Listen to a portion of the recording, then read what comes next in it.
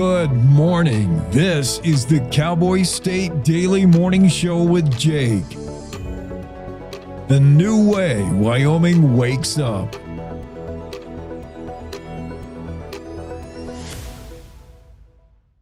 It's time to take a look at what's happening around Wyoming. From the Cowboy State Daily News Center, I'm Mac Watson. After hearing the testimony Tuesday of a woman currently facing a defamation lawsuit by U.S. House candidate Reed Reisner, the Wyoming Joint Judiciary Committee voted to draft a bill to deter frivolous lawsuits that intimidate people into silence. Cowboy State Daily's Claire McFarland reports that Michelle St. Louis is being sued by Reisner for defamation after making online comments about him.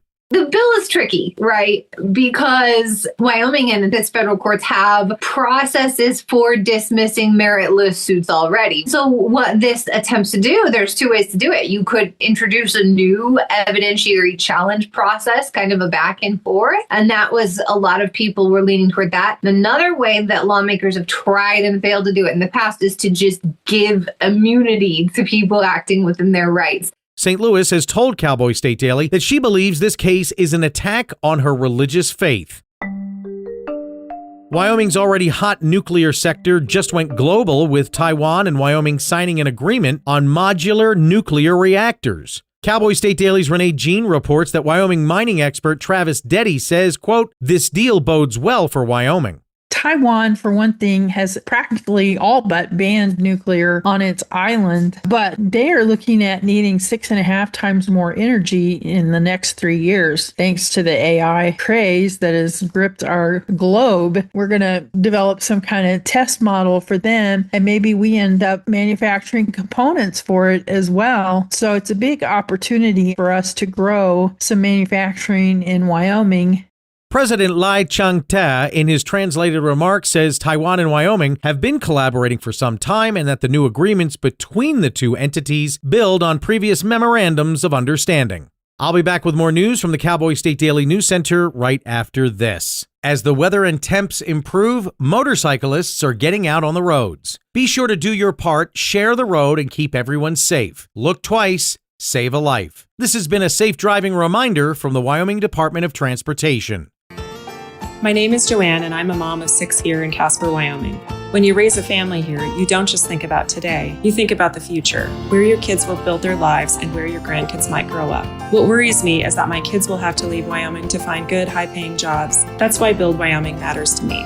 Data center jobs are high-quality, high-paying jobs, the kind that give families a real reason to stay and build a future here. Give our kids and grandkids a reason to stay, and they will. Build Wyoming with Prometheus Hyperscale. Go to buildwyoming.com. Out here, it's not just about the ride.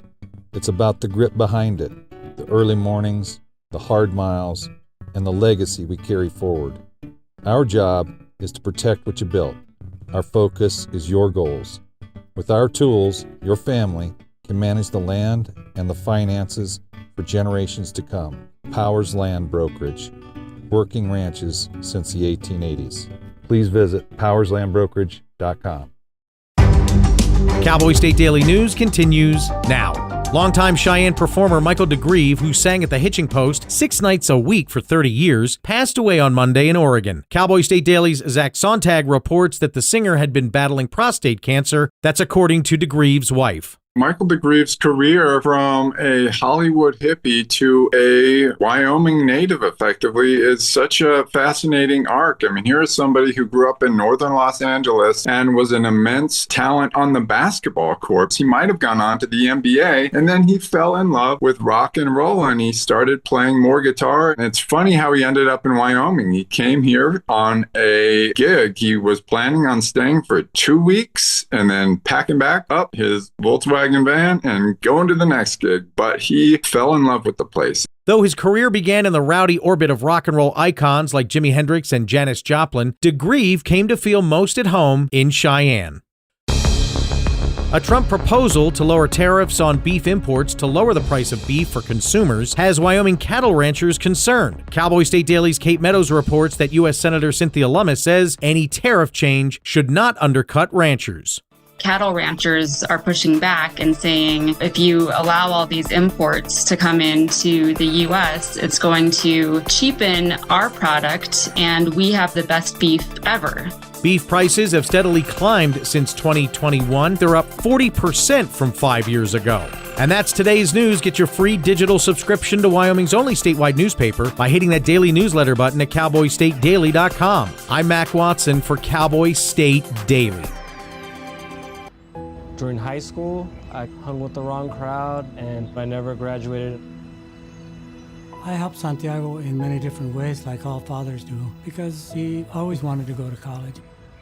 I felt a little embarrassed to come back to school, but eventually, once I came here, I knew that it's for a bigger goal. He was very dedicated, hardworking. He connected with his teachers. He connected with other students. That was one of the key reasons why he was able to keep forging ahead. It was amazing to see him graduate. This was one thing that meant so much to him, and of course, it meant so much to us too. With the help of my father and having my son, that was all the motivation that I needed. That support is everything. Find free adult education classes near you at finishyourdiploma.org.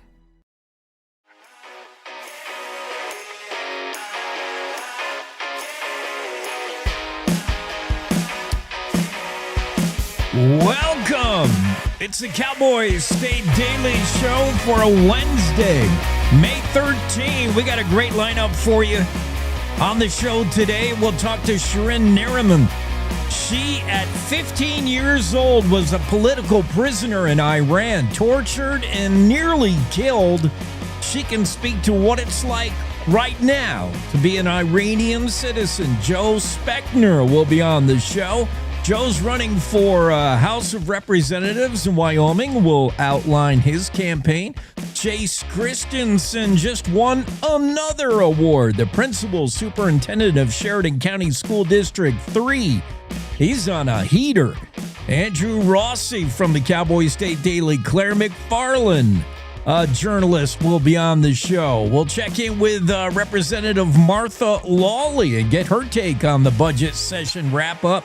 Jared Petrino, UW Sports. Liz Davy will talk all things fire. 40 years she spent with the Forest Service trying to rein in fires, and she was there front line in the 1988 Yellowstone fires. Jasmine Scholes is the owner of Black Tie Burro. That's those little mini burros that pack in your beer. You haven't lived until you pulled an ice-cold Coors Light from a Burro pack. But let's start things off with this guy, Stephen Willeford. He's been on the show before. Stephen, it was so great to have you on again. How's everything in Texas? Texas is superb. Looks like we're running up to our runoffs in the primaries, and looks like we may be able to get rid of one of our Rhino Republicans, John Cornyn.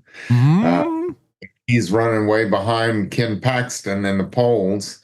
Texas is doing a purge and trying to get rid of even the Republicans that aren't in line with us. Yeah, and then, even just Democrat, like that state, more and more I'm watching. It's truly a red state like Wyoming. It always has been, but boy, lately, Democrats gaining some kind of foothold, and there's worried here in the midterms that Republicans may struggle. But all right, that's good news, Stephen. I think we're so we got rid of another Rhino, Dan Crenshaw. Yeah. And, I really wanted to like Dan Crenshaw, but he turned out to be, everybody call him Red Flag Dan. He voted for red flag laws and things like that. And I really have a high respect for your state.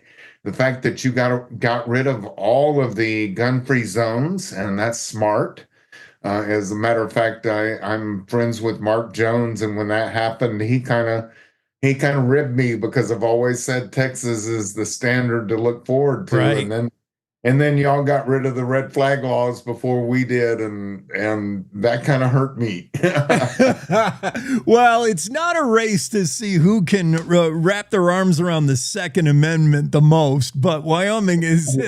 We're all about it, man. Stephen Willeford is obviously Texas resident, former NRA firearms instructor, and quite frankly, the hero of Sutherland Springs. Let's take you back to 2017, Sutherland Springs church shooting nearby Willeford lived, next to the First Baptist Church, when his, he'll tell the story. His daughter rushed in and said, there's a guy shooting up the church.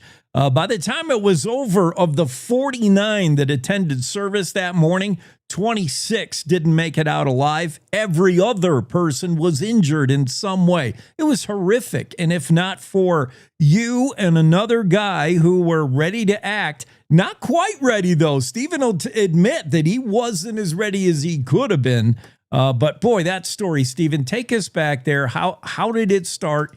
You're getting ready to go to work at the hospital. Your daughter runs in, and you probably just couldn't believe what you were hearing. Actually, excuse me, I was relaxing that Sunday. I was going to go on call, meaning I was going to have to carry a pager on Monday morning to be able to be called in at any time of the night. So I stayed home to rest up. And my daughter came into the room and said, "Dad, doesn't that sound like gunfire?" And I thought it sounded like someone tapping at my window at first. I was barefoot, relaxing, scrolling through my messages on my phone. She said, "Come into the other room." As I went into the other room, I could tell it was gunfire. I opened up my safe. I grabbed an AR-15 that I had built for competition. I used to compete with. And I grabbed that AR-15 out of the safe, because if you have a choice of a rifle or a pistol, always choose a rifle. I had started locking everything up and unloading it and putting it away, because I was burglarized like 5 years prior to this. And the burglar got the only loaded gun in my house that was not in the safe. He got my pistol out of my closet, and that would have been my go-to gun. And so I started unloading everything, putting it away, and that might have actually even saved my life, because had I had that loaded pistol, I would have grabbed that and run across the street. And you would have been underarmed and absolutely underarmed. He had on Class 3A body armor and a ballistic bulletproof helmet. And he came out of the church, and as soon as he saw me, he started shooting at me. Oh. And I ran behind a Dodge pickup truck. I'm not even a Dodge fan. I'm a Ford kind of guy, but well, you'll drive Ford, but Dodge saved your life that day, maybe. That Dodge stopped bullets really well. There's something about a 6.4 liter V8 Hemi that was comforting at the moment.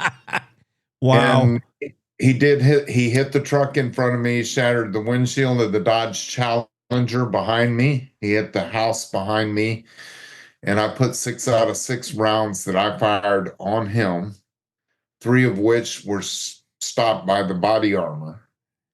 But I hit him once between the plates and the side. I hit him once high in his legs, and I busted one across his forehead, right underneath the rim of the helmet. Yeah. And he was able to get into his vehicle and flee. I ran into the middle of the street. He was 150 yards away when he was running, and I thought to myself, you don't get to stop when you want now. You started this. I put one through the back windshield. It went through that windshield, went through the driver's side seat, hit him right at the left shoulder blade. He topped the hill and out of sight. And I flagged down a pickup truck, and we chased him 11.6 miles down the road. In the end, he turned the pistol up underneath the helmet and pulled the trigger and killed himself. I don't care. Yeah. Well, it could have been worse if not for the heroic efforts of Stephen Willeford. You can find them all over the internet for that day, what happened that day in November in 2017. Let's talk about first. We'll talk about the training and what got you as prepared as you could be, I think. But let's go back to the choice of weapon. This AR-15. It gets much maligned in the news for being an assault weapon. In this case, the shooter was like way prepared. He wanted to do damage and had protected himself. Tell me what Class 3 body armor is. The helmet, I mean, a handgun would have just plunked off him. But you knew at least with an AR-15, it's not going to pierce his body armor. That's what Class 3 is. But it's going to wallop him pretty good. Oh, well, he had Class 3A, and it left contusions where I hit him in the chest, and when I hit him in the abdomen, it left contusions on him. And so it affected him, and as soon as I hit him in those two places, he ran for his vehicle, which was sitting in the middle of the street with the driver's side door open, engine running. It was a game changer for him. It was easy for him to shoot women, children, and men unarmed in a church. But now every time I pulled the trigger, it hit him and he hurt. And every time he pulled the trigger, he was panicked and he missed me. I guess I could say that I had Class 100 body armor with a engine block between it. Well, you had more than a dodge. You had the good Lord on your side as well. Those bullets. Amen.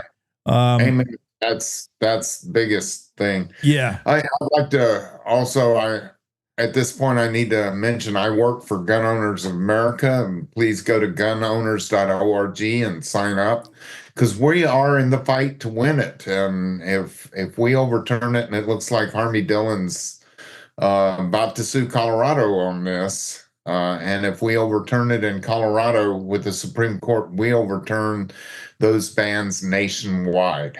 Yeah, we'll talk more about the firearms cause, the Second Amendment cause. I do want to talk about the way you were prepared. Now, you have said you just did what anybody else would do, but I don't know about that. Even gun owners, you had put time in, training in on the range. You organized a group called the Sinners, and it's not what you think, the name, where it comes from.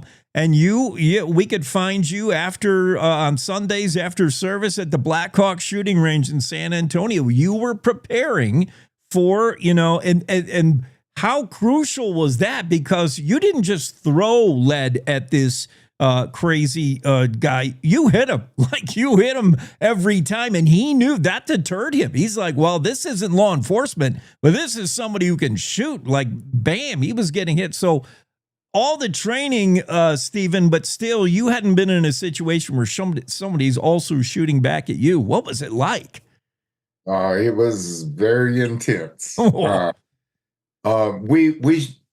shot on a pistol team. Yeah. We call ourselves the Sinners. Sin in the Bible, the word sin means missing. It's an archery term, and it's missing the target. And we use that to be able to testify to people.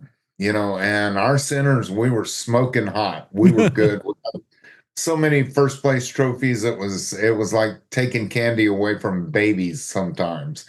And so we would go, and in between our competitions, one of our Sinners was a former Army Ranger and a San Antonio police officer. Oh. And he used to train with me whenever we didn't have competition coming up. We would train together, and for 3 weeks straight, he trained me what to do if ever confronted with body armor. Really? And if you can't see God's hand in on this, I think you're willfully ignorant. So you were prepared for a scenario that none of us are ever going to see. I mean, you knew. And what are some of the things he told you? Obviously, you knew there, where the plates connect, there's vulnerabilities between the plates. And I think he also told you, hey, body armor aside, just hit him with something with caliber, and he's going to feel it. What he told me was, in our competitions, was hit him in the body armor. He'll feel it. He said, look for your opportunity. He said, hit him once in the side, hit him in the side, hit him in the pelvic area or the hips, and hit him once in the legs. He said, the one in the side will kill him. He said, the one in the hips, we call an anchor shot, and it will stop him where he is. The one in the legs will slow him down. Look for those 3 places. And I was able to put one in his side. I was able to put one in his legs with him moving and shooting at me. Yeah. And, and that he was still mobile. He got into his vehicle. He put 2 more through the side window at me. And that's when I busted one across his forehead. And that's when he fled. Yeah. As he fled down the road, he was about 150 yards away. And I put one through the back windshield. It went through the back windshield, back seat, and hit him right at the left shoulder blade. 6 out of 6 rounds. With him moving and shooting at me, I think that's pretty good. That's pretty good. Up there with people who do that for a living, who serve this country, certainly. Well, and I love law enforcement, and I support law enforcement 110%. But I found out since then, and I have to know these numbers too, police officers in a active shooter situation, they fire an average of 24 rounds. And out of that 24 rounds, they hit 17%. Yeah. 17% actually contact their target. Yeah. So, but there is a difference between a competitive shooter and a police officer. Everybody thinks police officers are it when it comes to accuracy. No, they really they qualify once a year, and usually qualification is being able to stand still and hit a flat target and not really move and shoot. And competitive shooters compete against other competitors. And sometimes the competition is shooting and moving, and sometimes it's moving and shooting at moving targets. Yeah. I can imagine you are the most prepared guy to be on the scene. Let's talk about time. Law enforcement, hey, it's going to take time to get that call, the 911 call. Then they got to respond. Seconds are everything. You were at home. You didn't have time to put on your shoes, but you had to load the weapon because, as you said, you had locked it up. And if you had to do it again, you would have that loaded and ready somewhere where you can get to it. Seconds mean everything. How much time, Stephen, happened? Look behind me. Yes. I think I'm very well prepared now. Fortunately, and also unfortunately, we have a perfect record of how long it took law enforcement to get there. Because at the Valero, right across the street from the church, the very first 911 call, we have it on camera. And when she started calling 911, it took 19 minutes before she heard the police sirens and got off the call. So from when she called 911, she stayed on the phone for 19 minutes before the police showed up. Yeah. And with a man with unlimited ammunition and, all the time in the world, 19 minutes it's amazing. Of course, I showed up and he fled the scene before the police got there. And it took me too long to get there too, but I got there as fast as I could. Yeah. All right. So, Stephen, if you can hang on, I want to come back. That was the incident in 2017. And by the way, the postmortem on this man who doesn't deserve his name to be mentioned on this show did verify that Willeford shots were probably going to be lethal. I mean, he was hit by you. Just amazing. You could have the wherewithal in a situation like that. But let's talk. When we come back, we're going to talk about what Stephen has done since then, and this this whole movement to maybe have an armed citizenry, and certainly at churches. I've seen it in my church where somebody is trained and has a firearm just in case. It's unfortunate we live in a world like this, but schools, churches, we're the first line of defense, us, the armed citizenry. So we'll talk about that and all the efforts you're making politically as well. Stephen, can you hang on just a little bit? Absolutely. All right, coming right back. Hey, Wyoming, ready for news that actually feels like Wyoming? Tune into Cowboy State Daily Radio with heart, humor, and a little Western kick from ranch roads to mountain peaks. If it's happening here, you'll hear it here. No fluff, no filter, just the real deal. Real voices, real stories, real Wyoming. If it's happening here, you'll hear it here. Cowboy State Daily Radio, Wyoming's news, just the real deal. 100% homegrown. This is the Cowboy State Daily Radio Network.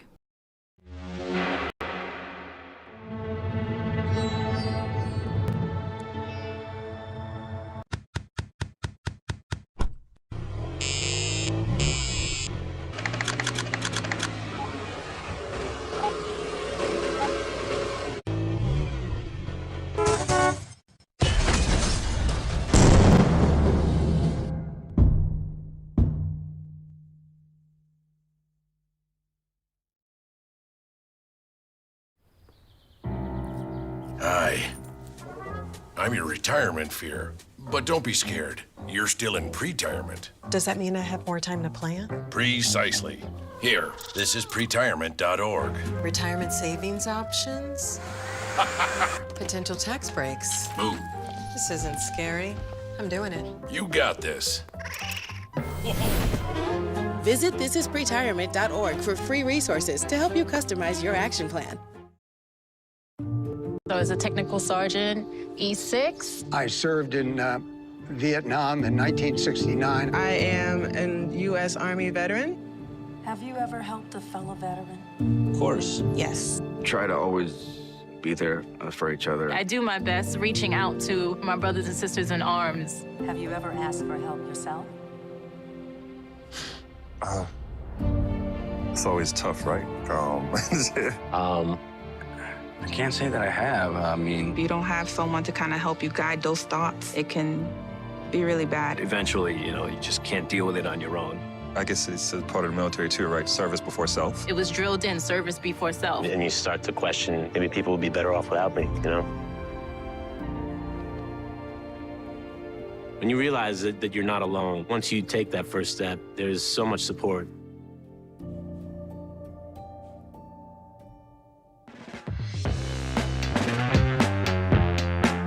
We're back with Stephen Willeford, and we're talking about that incident in 2017 where quick-thinking Stephen, armed with an AR-15, was able to at least thwart the plans of a madman who started shooting up that First Baptist Church in Sutherland Springs, Texas. Now, in this case, this guy was protected and armed to the teeth, like he was not going to stop. It would appear. Now, there are other incidents where you just have, a guy with a gun or two.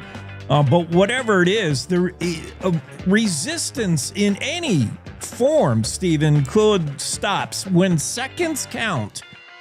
And if it's just sheep in the church and there's nobody who wants to be a wolf or is ready to be a wolf at that moment, seconds matter, lives matter, and maybe somebody armed in that church. Now, do you help churches or organizations in like making those steps toward having somebody armed and somewhat trained for an incident? What have you been doing since that 2017? Actually, I do. I go around to different churches and I speak at different churches, encouraging them to have their own teams and stuff. I'm in, early next month, I'm going to be in Kansas City, Missouri doing it. And then I'm going to be in Kentucky the month after, So yeah, I travel around and I speak at different churches, different organizations I speak for. I help train churches in my area. And what I will tell you is all the tactical training in the world doesn't necessarily mean that you will react correctly. And it takes a mindset along with that tactical training. You need to think about what you might do if it ever happened. And the chances of it actually happening to you, you have a greater chance of being struck by lightning for it than it to happen to you. However, the chance is never zero, and I'm proof of that. And if you have not trained your mind to do something, to react, if you have not ever thought about it, someone wrote at one point, your body can never go where your mind has never been. So if you don't think about scenarios, when you hear them on the news and say, what would I do? Put yourself in that scenario and understand this is the important part. Understand first, you need a relationship with Christ. You need to know what's going to happen with you after this life is done. Because if you're solid and you understand that, and you know every one of us in this world's going to die someday, but you have that assurance what's going to happen after you die, then you can live more boldly in life. Amen. Yeah. So what's going to happen tomorrow is what you need to focus on. When this happens today, what's going to happen tomorrow? And you can have 6 of your friends carrying you, putting you over a hole in the ground, and that could be it because there's no guarantees. Or you could be like Scott Peterson from Florida, that it has a new nickname, the Coward of Broward. And he hears that everywhere he goes in the background. And I can guarantee he does, because I hear the whispers behind my back in my community. And that's the third scenario, is if you step up and do something like this, and I didn't ask for this, but I hear the whispers behind my back, and generally they're positive. Yeah. Well, you in this incident, you had a steady hand, and that's from thousands and thousands of rounds sent down the barrel. But you had, like you said, the right mindset. And it's important to do that visualization. Many top athletes say they credit that for the success on the football field or on the hockey rink. They picture themselves doing what they're maybe going to have to do. So that's huge, the mindset thing, Stephen. I think so too. And I think God wires some of us differently. Some of us are sheepdogs, and he intentionally wires us that way. Yeah. And again, God says that Jesus said that his sheep hear his voice. And I heard his voice, and I heard him calling. People say, yeah, but you could always tell God no. And I tell him, I don't want to end up in the belly of a fish. That story from another perspective. I don't want to live that perspective myself. Yeah. When God calls, I absolutely follow that. And knowing all you know, and answering God with yes it makes it even more astounding than a teenage Mary also answered yes when she had nothing to go on. That's amazing. You ought to read the Bible. It's a heck of a book. So, Stephen, what are we doing lately? I know you speak all the time nationally. You're involved in whenever there's protests or demonstrations, whether it's to take guns away or support firearms. Tell me about your organization and what you're doing for self-defense, Second Amendment issues. I work for Gun Owners of America, and we are out there fighting the fight that nobody else wants to fight. We absolutely, and again, you can find us at gunowners.org. and sign up. It's only $25 for an annual membership. $25 gets you a full year, and your money goes directly to the fight. We don't have a printed magazine, although we're having a quarterly magazine online now, but we don't have a printed magazine or anything. Your money goes directly to the fight. We were the ones that got the pistol brace ban overturned nationally. We're the ones that got the tax dollar taken away from the NFA stamp fee, and we actually have filed the One Big Beautiful lawsuit now to get short-barreled rifles, shotguns, and suppressors off the NFA altogether. We're the ones that did that. We're the ones that orchestrated that, and some organizations did it after we did because they realized that we have a really good case to get the short-barrel rifles, shotguns, and suppressors taken off the NFA. How would you like, as a hunter, to be able to go out there and hunt pronghorn in your state with a short barrel, internally suppressed rifle?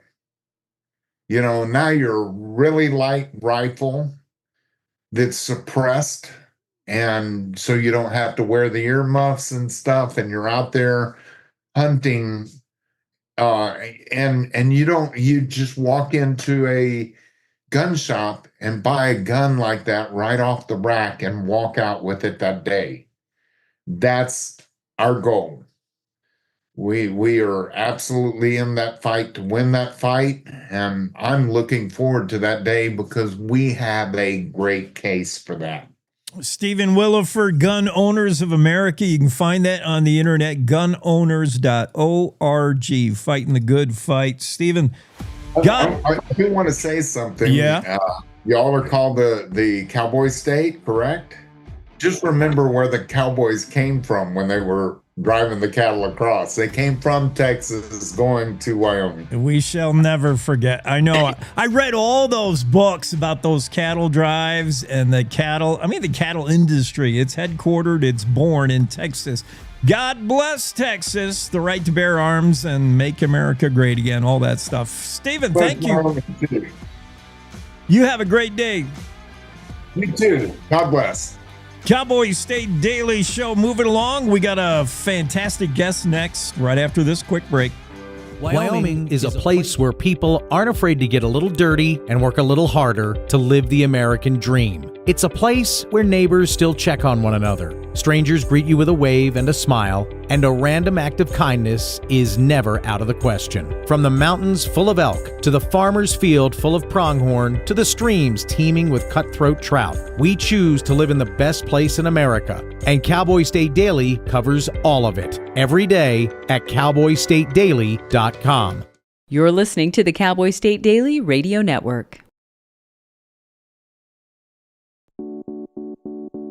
When it comes to making plans, you are the best. Those 9 months were also 273 days of planning. What about your daughter's first costume party? It was out of this world. And let's not forget those barbecues you plan in detail for your family and your more vegetarian by the day best friends. That surprise party for your parents' golden anniversary? You get the golden planning. The same way you plan each detail for those moments, start planning to protect you and your loved ones from a natural disaster. Sign up for local weather and emergency alerts. Prepare an emergency kit and make a family communications plan. Protecting your family is the best plan you can make. Did you hear? Todd's in the hospital. Who's Todd? He got a collapsed lung from vaping. He thought it was cool. Not cool. Promise you won't vape, Emma. It can lead to a lifelong addiction, and we can't be friends if your lungs collapse. Bogus. Wacky sitcom teens aren't the best people to talk to your kid about vaping. Hey, you got a minute? You are. Start the conversation with your child about vaping today. When the uniform comes off, the battle doesn't always end. Too many of our veterans are fighting silent wars with trauma, with loss, with hopelessness. Downrange Warriors stands in that gap, offering peer support, purpose, and a brotherhood that saves lives. You can help. Visit downrangewarriors.org because no warrior should ever walk alone. Hope is waiting. Be the reason they find it.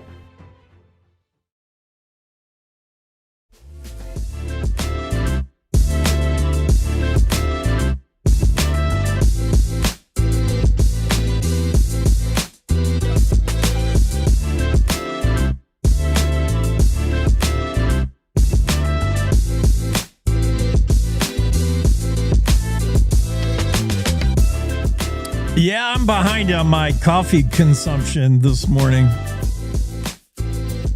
Yeah, moving a little slow. That was great to have Stephen Willeford on. We had him as a guest, oh my, I want to say almost a year ago.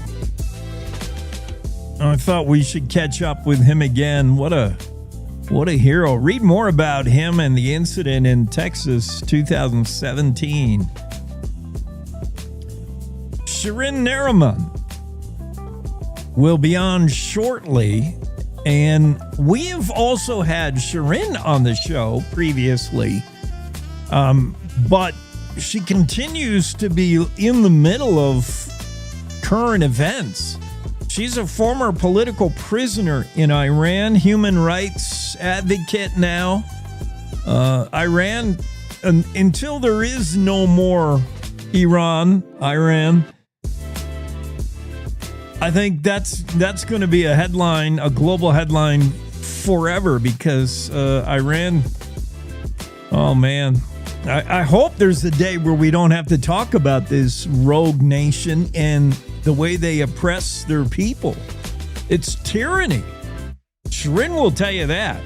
As a 15-year-old, she was involved in a pro-democracy group called People's Mojahedin Organization of Iran, the PMOI.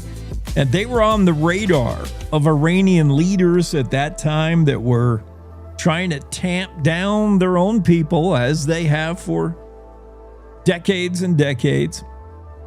She was arrested for her activism, became one of the youngest political prisoners of her time, and endured severe torture while in prison in Iran.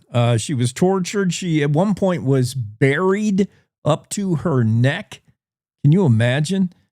I'm sure Shirin thought at any moment she'd be killed, and just fortunate to be alive and with us today. But I mean, what a story. And we'll catch up with where Shirin is now. Let me play some fancy music for her. Yeah, that sounds good. That'll work. Great to have you on again, Shirin. And Iran, always in the news. Unfortunately, it's not usually good news. I kind of set our listeners up as to who you are, or who you were anyway, as a teenager. That must have been horrific. Did you have any idea at that time, knowing what you were doing, demonstrating, and you were, part of that PMOI? Like, you knew this could lead to arrest. This could lead to no one's going to see me again, right? Actually, no. Really? because it was right after revolution. So we did have a lot of, semi-freedom, not the full, but semi. So we never thought after the fall of Shah, we have to go through this much of hardship and, brutality of this regime.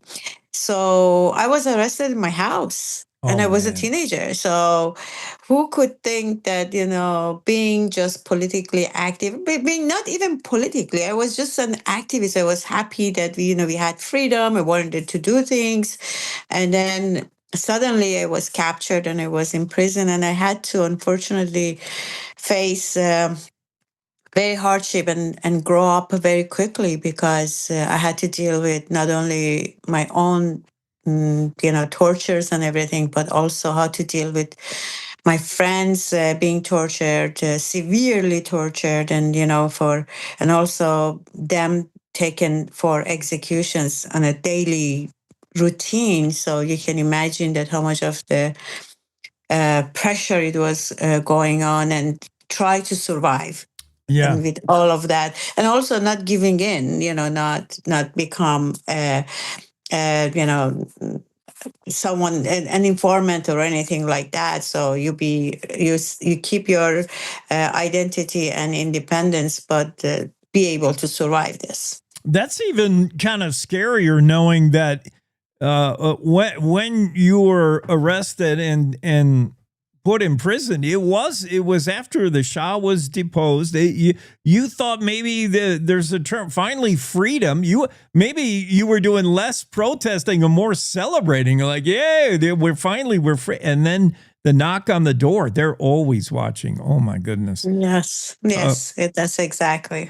So let's you bring unique insight into Iran. Not on the headline. The headlines are all about political. We got to keep Iran from having nuclear weapons. It's all about missiles and ships being blown up. What about the people? Why are we not hearing more from our own government, from the White House? Why is the message from President Trump and our leaders always about the regime that's in power and the political aspiration? Why don't we getting the people of Iran involved is going to bring the real change I think we're looking for, right, Shirin? Yes, that's you're precisely right. The issue is that I think from all the discussions, we don't pay more attention to people element of the whole thing, because obviously we've seen it, especially in past 10 years, we have seen many uprisings, but the fight has been going on for past 47 years.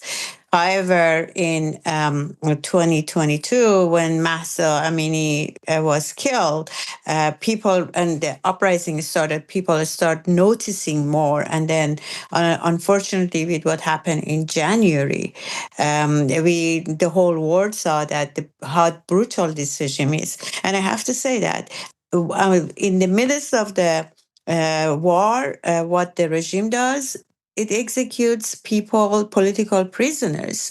That shows that how much the Iranian regime is afraid more of his own people, their own people, than the war. So that is something that we have to start focusing more and more, and look at the elements that exist right now.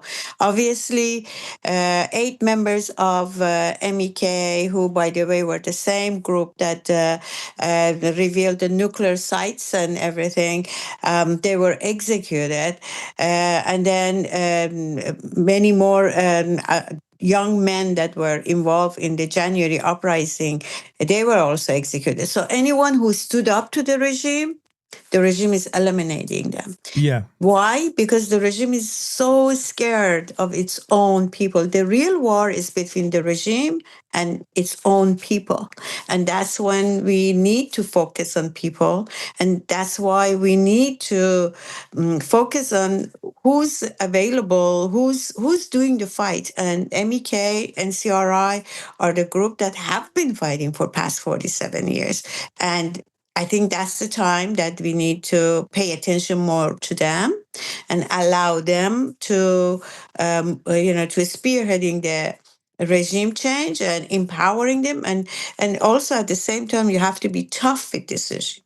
This regime is very decisive, and it's going to try to use anything to buy time, to control Iran, and to exist. And that's when we need to block all those roads that helps them to survive. That's what we need to do.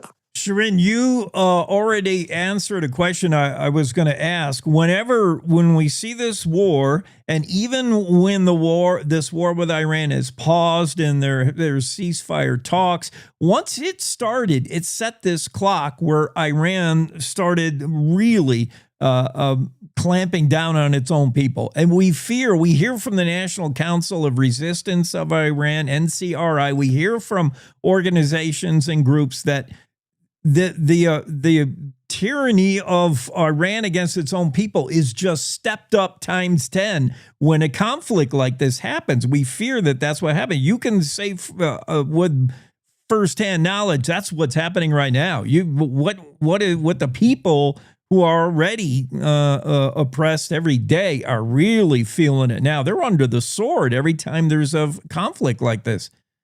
Yes, it is. And also, let's talk about the economy, the fall of real, and also how the food material has been so expensive that it's really unimagined. So you can imagine that ordinary people don't know how to continue daily life. And that's why it makes another uprising. We can see that, people, how much more people can go through this and without any reaction. So people are angry, people are hurt, people have lost everything, and they feel that they have nothing else to lose. So I think Iran is actually, it is more afraid of the future because they don't know how to control things. And that is the thing that we have to pay attention. And people are fed up. I mean, whoever you talk to, they are fed up, and they are fed up. They hate decision. Yeah. And I think right now is kind of, maybe you think it's kind of quiet, but it's not.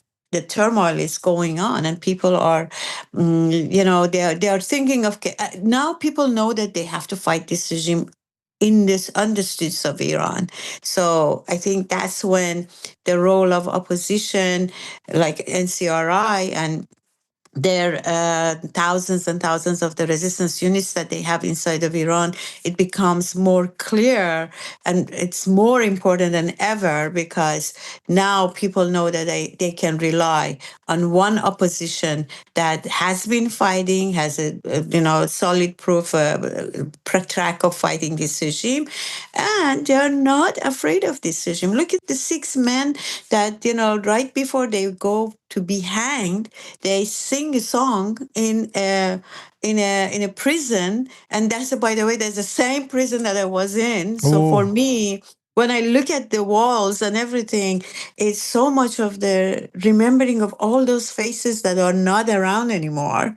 And but it's a huge sentiment of the heroic thing that they do. I understand it because I know how that prison works. I mean, how they managed it, how they got the video, how they send it out, but all shows that these people are determined to fight this regime, and they are not afraid of this regime. So people are looking at who's really fighting and who's really there and is not afraid of this regime.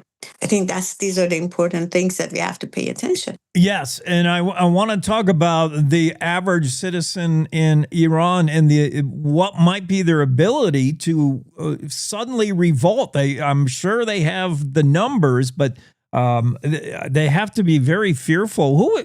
The average person in Iran, you tell us right now, they are fed up. But what about, I want to ask you about women in particular, women's rights, and whether we call this religious oppression or whatever. Women, I mean, whatever the average man is going through in Iran, women got it like times 2, worse.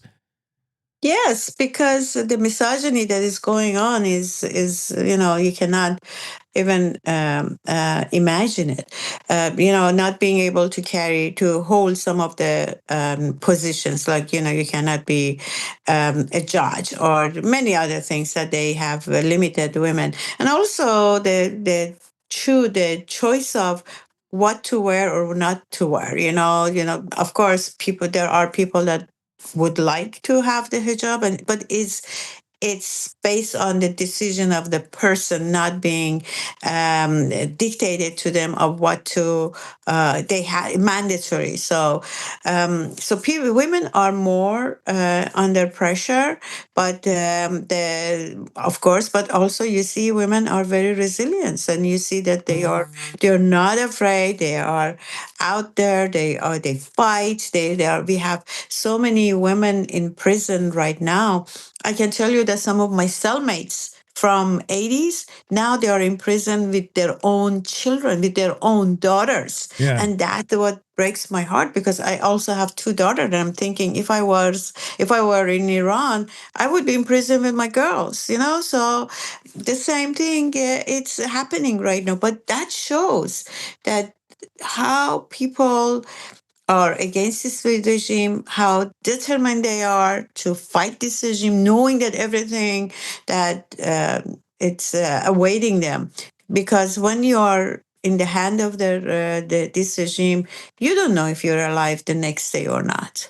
And you don't know what happens to you. Yeah. Well, we need to somehow, the United States or the world needs to somehow spark this spirit that's already there, but really spark it. Give the Iranian people hope. By the way, Shirin, what do you know of just recently, a couple days ago, Nobel Peace Laureate activist Narges Mohammadi transferred from prison to hospital? I mean, this continues ongoing. It's every day. This the imprisonment of Iranian people. She's another one. Yes, and that shows that, this regime is not afraid of suppressing or torturing anyone. She won a Nobel Peace Prize, and she's very vocal. She always talks about human rights. And by the way, she was arrested when a prominent lawyer was suddenly dead. That it's all is in question, that how he died. And then she was arrested with, among other women, political activists and activists in Iran, that they were arrested and they were beaten up and they are kept in a very harsh situation and harsh prisons.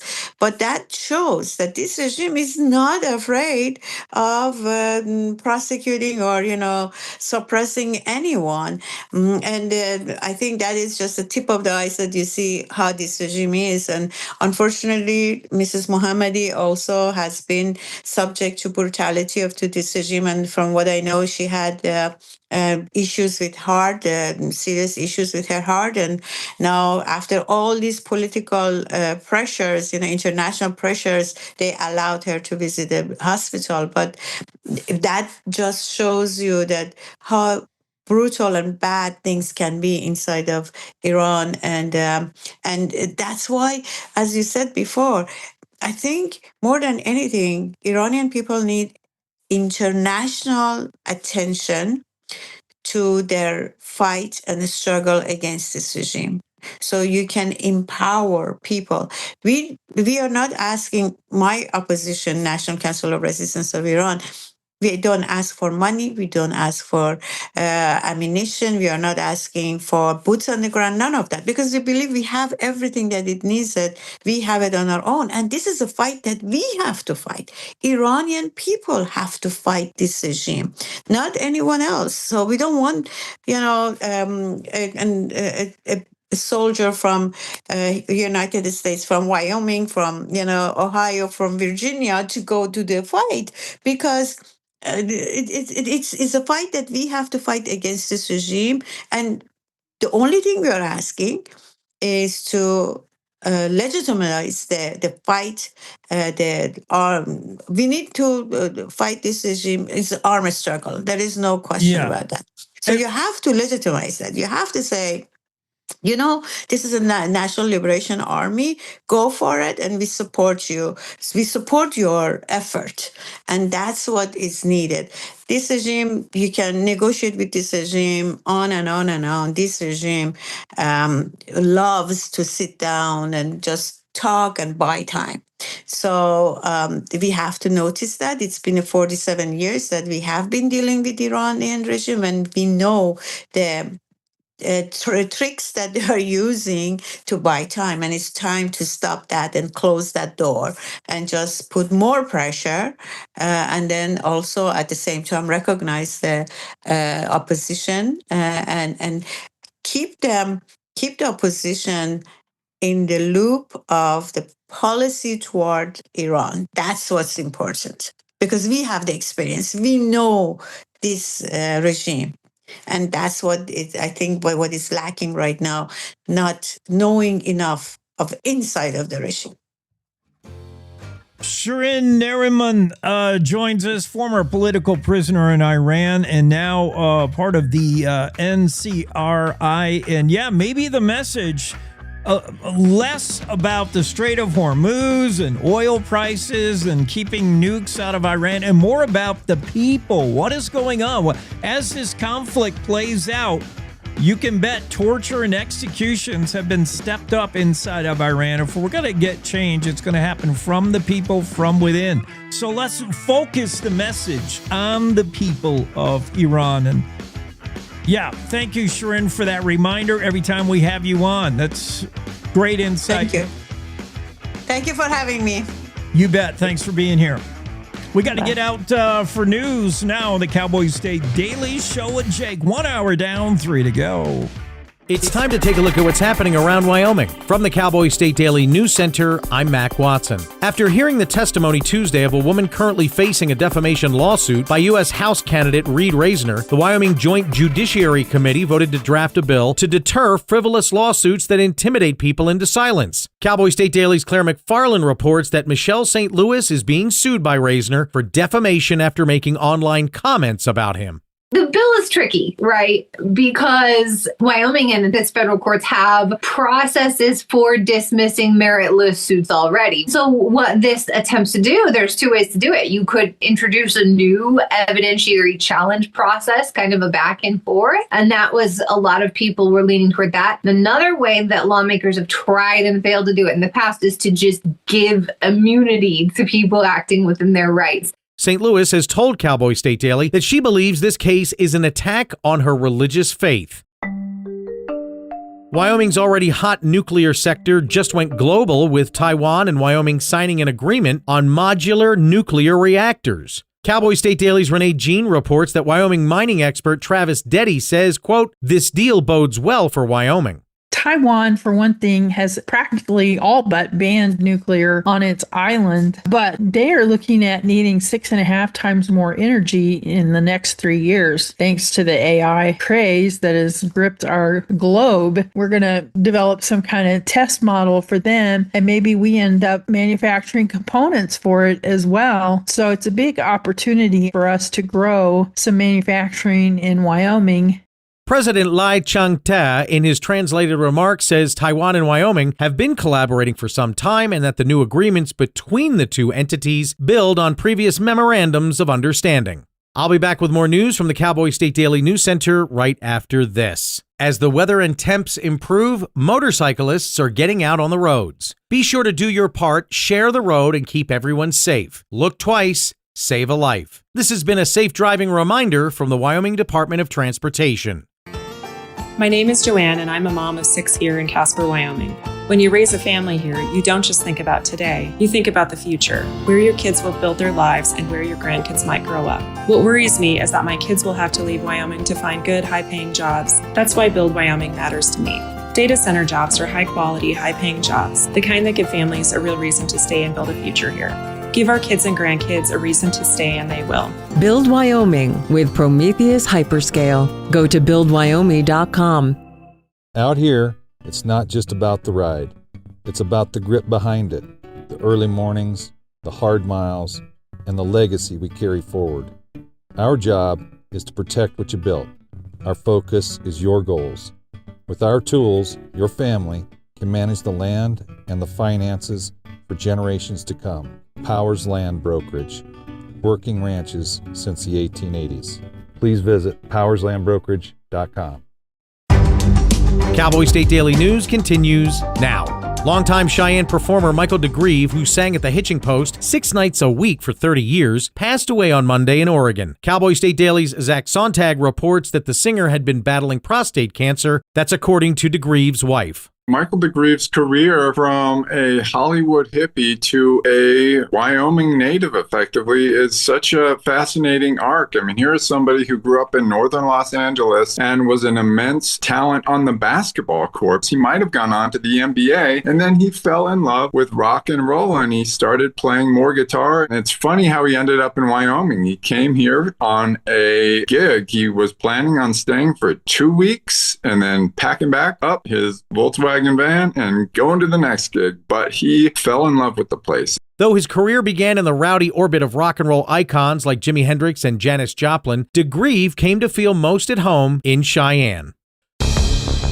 A Trump proposal to lower tariffs on beef imports to lower the price of beef for consumers has Wyoming cattle ranchers concerned. Cowboy State Daily's Kate Meadows reports that U.S. Senator Cynthia Lummis says any tariff change should not undercut ranchers.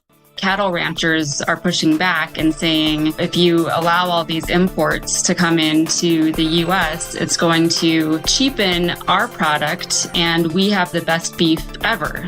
Beef prices have steadily climbed since 2021. They're up 40% from 5 years ago. And that's today's news. Get your free digital subscription to Wyoming's only statewide newspaper by hitting that daily newsletter button at cowboystatedaily.com. I'm Mac Watson for Cowboy State Daily.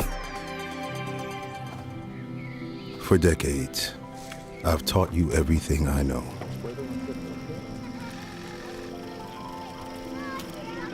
How to safely build a fire.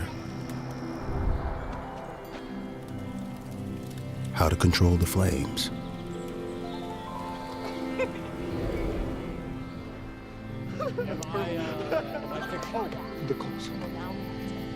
What to do with hot coals. How to secure your chains.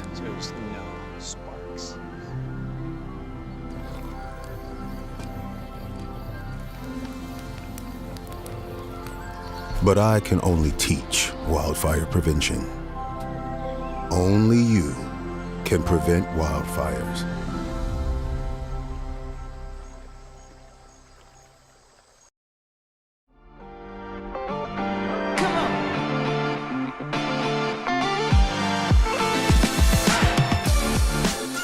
And we're back, second hour of the Cowboy State Daily Show on a Wednesday. Joe Speckner joins us, third generation local farmer, lifelong Goshen County resident, practicing attorney. And I think this will be our new favorite segment. We'll have to do like live from Lingle. Are you in Lingle right now, Joe? I am. Let's do, I think that needs to be incorporated as part of the show, whether it's you or whoever, any of the other 3 or 4 people in Lingle, Wyoming, live from Lingle. You are going to run for House District Seat 5, which has a little bit of history to live up to. James Hageman had a seat there. That's Harriet's dad, and Sherry Steinmetz, also a former D5. What inspired you to get in this game? Absolutely. Thanks for the question, Jake. Yeah. This last session, there was more buzz in our community about the goings on in Cheyenne than I've probably seen in my whole life, Yeah. And a lot of talk about needing to have good quality people down there in the legislature. And, I've got a lot of life experience and a legal education. And I thought, if I can offer those skills in a way to serve my community, that would be a worthwhile venture. Yeah. So what was it what do you think for you and for folks in Goshen County? How did that budget session play out for your county? Was it just the way we're doing business now as lawmakers? It's not it got petty, got nasty. Certainly the Checkgate thing. I mean, what was it about the session that didn't sit right with folks in Goshen County?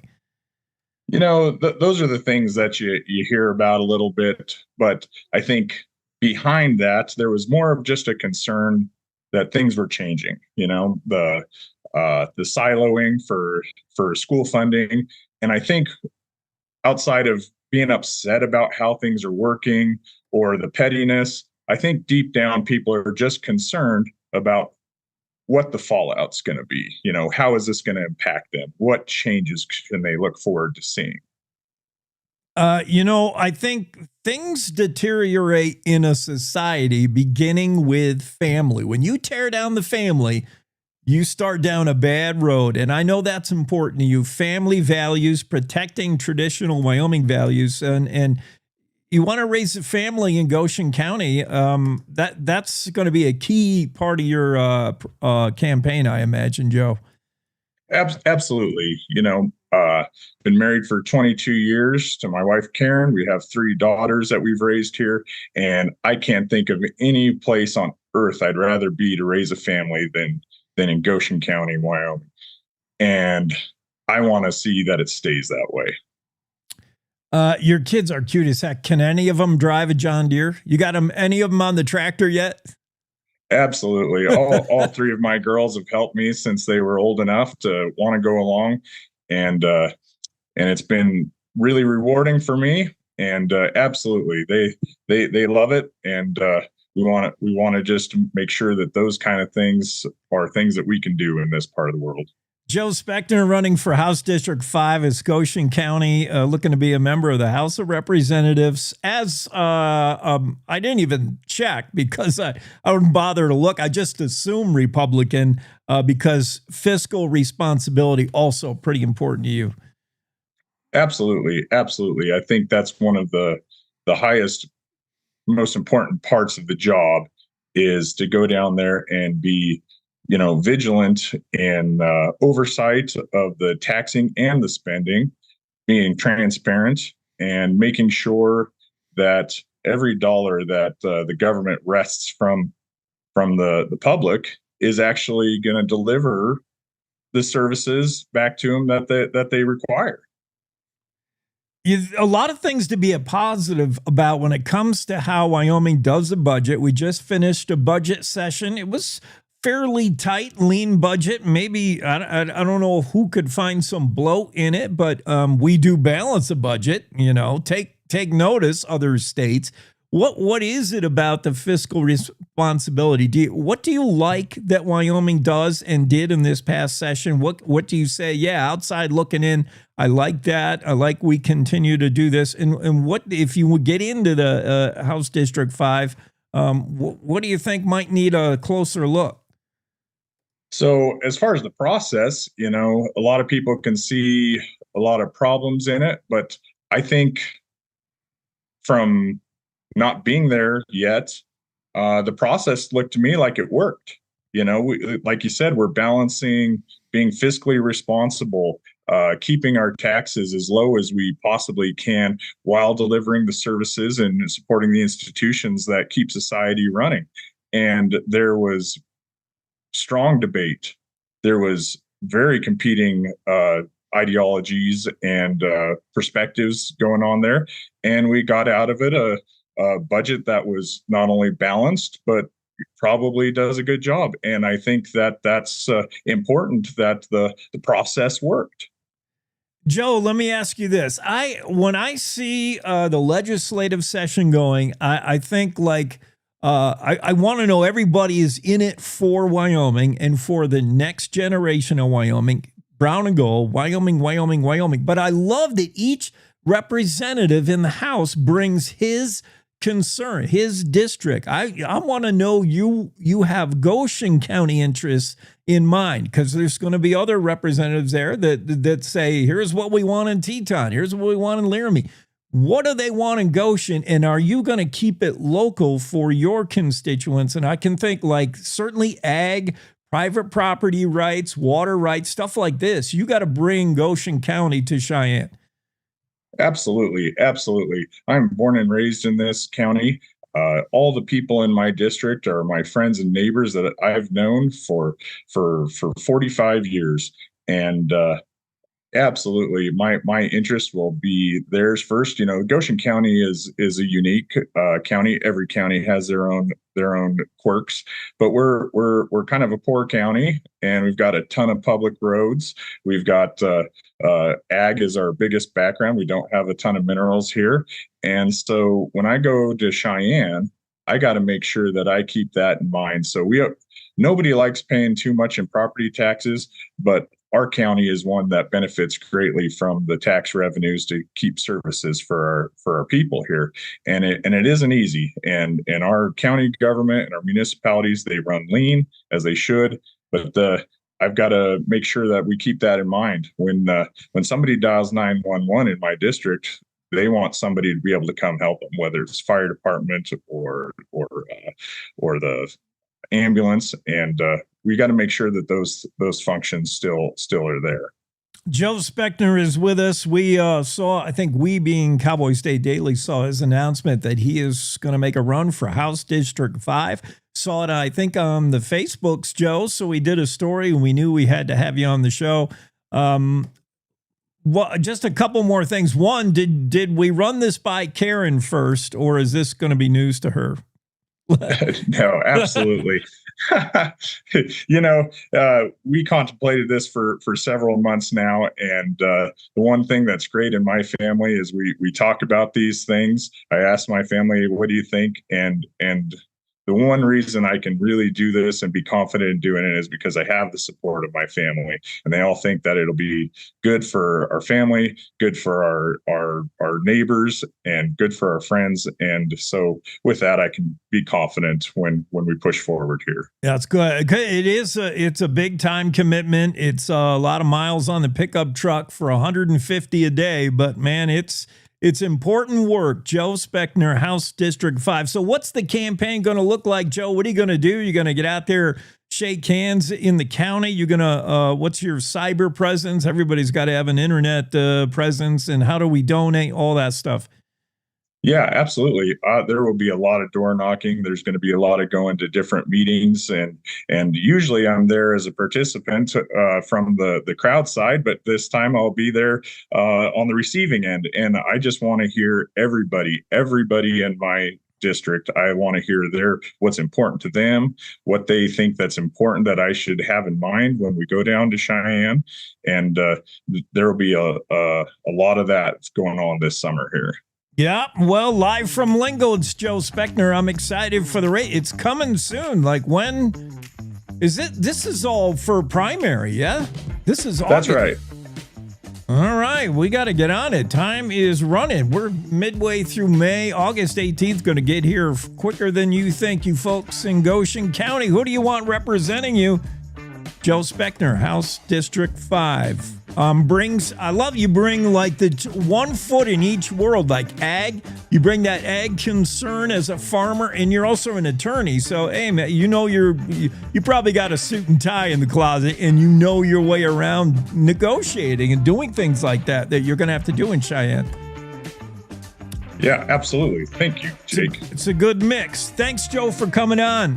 Best of luck, and let's check in with you again a little later in the summer, all right? Yeah, thanks for having me. You bet.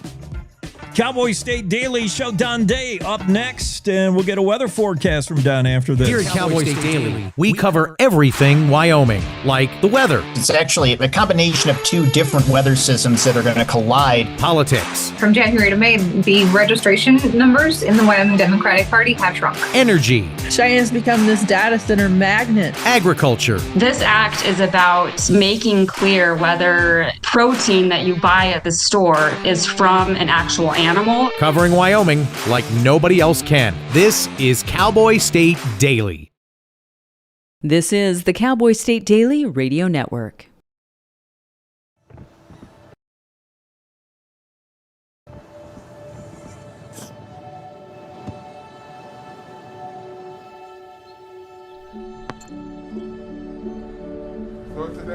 I don't remember how it started.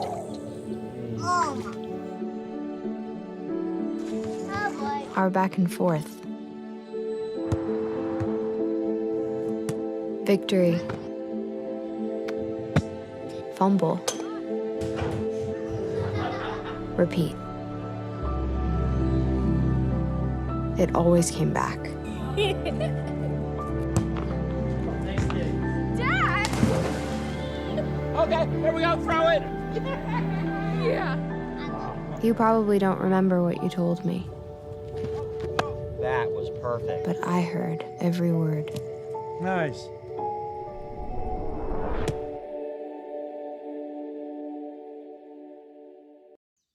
Jason, let's go see your room.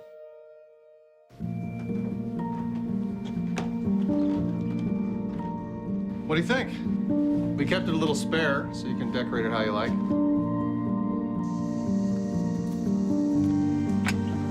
Dinner! Go. Excellent. Soccer is fun. Yeah, I saw you guys out there. We're the family. Yeah! Oh, I thought you were on my team.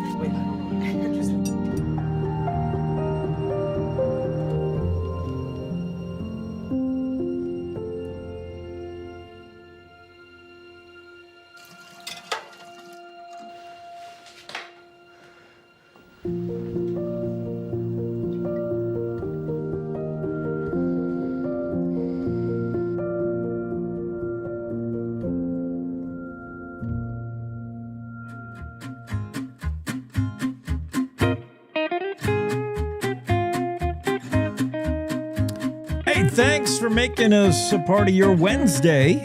We know you have choices, things you could be doing. We know you've got better things you could be doing than listening to this show, so it's pretty cool to have you along. Big thanks to Joe Speckner. Started the hour off with his announcement. He's running for House District 5 at the House of Representatives. Andrew Rossi will be on in a moment. We'll talk about Andrew Rossi's stories for the Cowboy State Daily. We'll check in with Chase Christensen, Superintendent Principal, Sheridan County School District number 3, and talk all things education. Chase won another award, so we'll just we'll catch up with him, see if he's got how much space he's got on the trophy shelf left to go. And then Don Day. Let's get to Don right now and figure out what the weather is going to be for today. I think today is when we're going to see like a little ripple in what has been 2 days of just flat out summer, Don. I mean, yesterday was sweltering. Today, like you mentioned, just a little something moving through. Yeah, there's a weak trough coming in the Pacific Northwest, and we're going to see what I call just gusty showers and thunderstorms today, especially out in the western part of the state. But they could move across just about everywhere. These are not the kind you want. They're going to produce a lot of wind, not much rain and lightning. Let's hope they don't become fire starters. But we do have that coming through. But for the next, really, 4 days, Jake, this very warm weather is going to continue, only to be completely squashed like a bug as we get into the end of the weekend and early next week. Believe it or not, I'm gaining confidence that parts of Wyoming will see snow again. Oh my. Okay. No, it is definitely May. That'll put a little clamp down on the ticks, Don. 2 ticks I found in my house coming off this cat.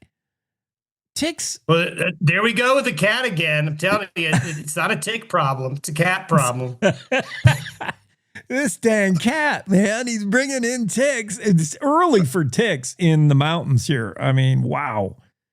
But yeah, bugs hatch based on temperature.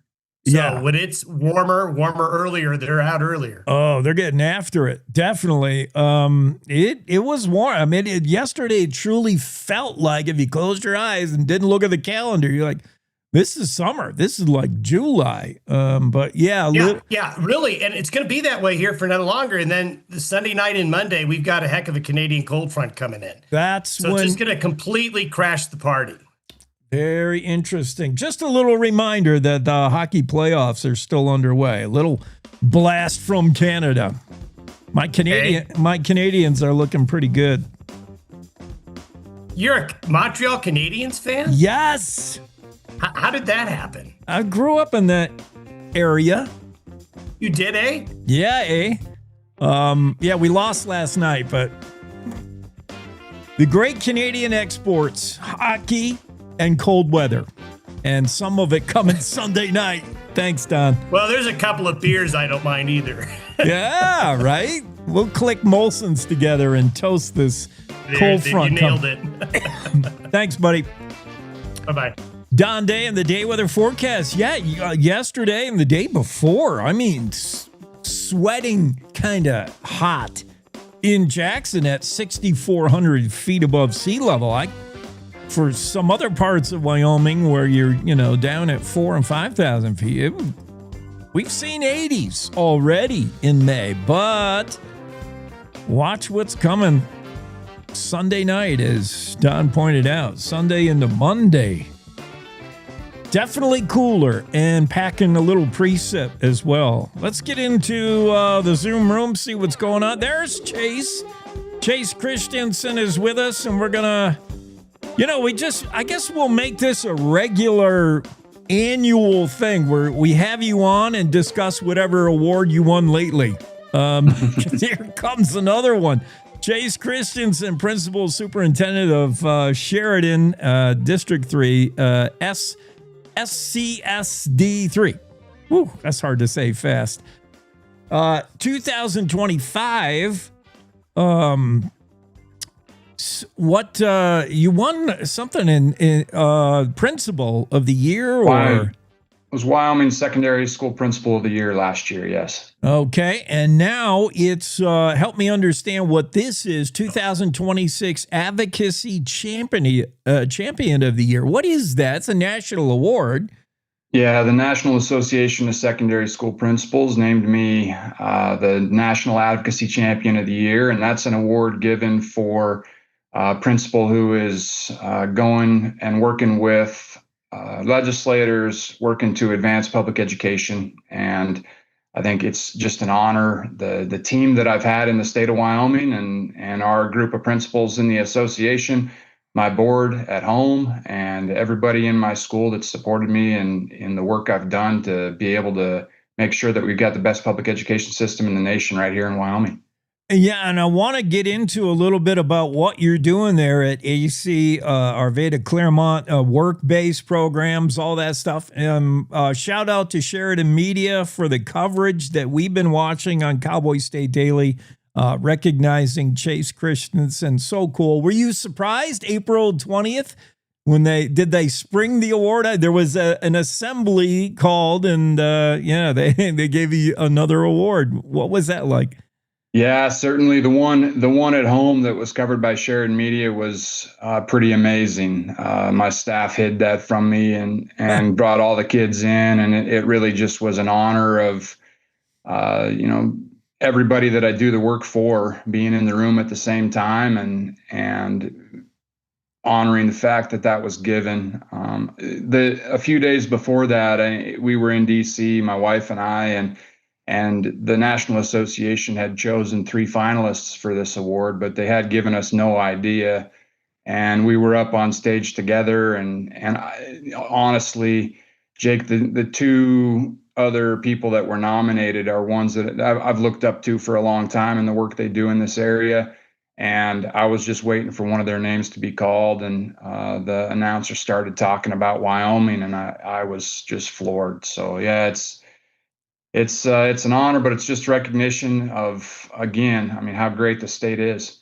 You're also, so you're in this realm. You're state coordinator last 4 or 5 years of what is that role? What is that? That's probably why you were in DC, or no? Yeah. DC was the awards ceremony, but yeah, the state coordinator role has pulled me into this arena a little bit. That role is for the Principals Association, and it really is geared toward helping principals engage more in advocacy for public education. And a couple of things I've done this past year, I put a program in called Principals Advocate, and we had a principal on Capitol Hill just about every day of the session. And I was doing the background work, keeping track of legislation, helping them prep for their day, talking to legislators and being in there in the room. And our goal really is just simply that if we can have an expert in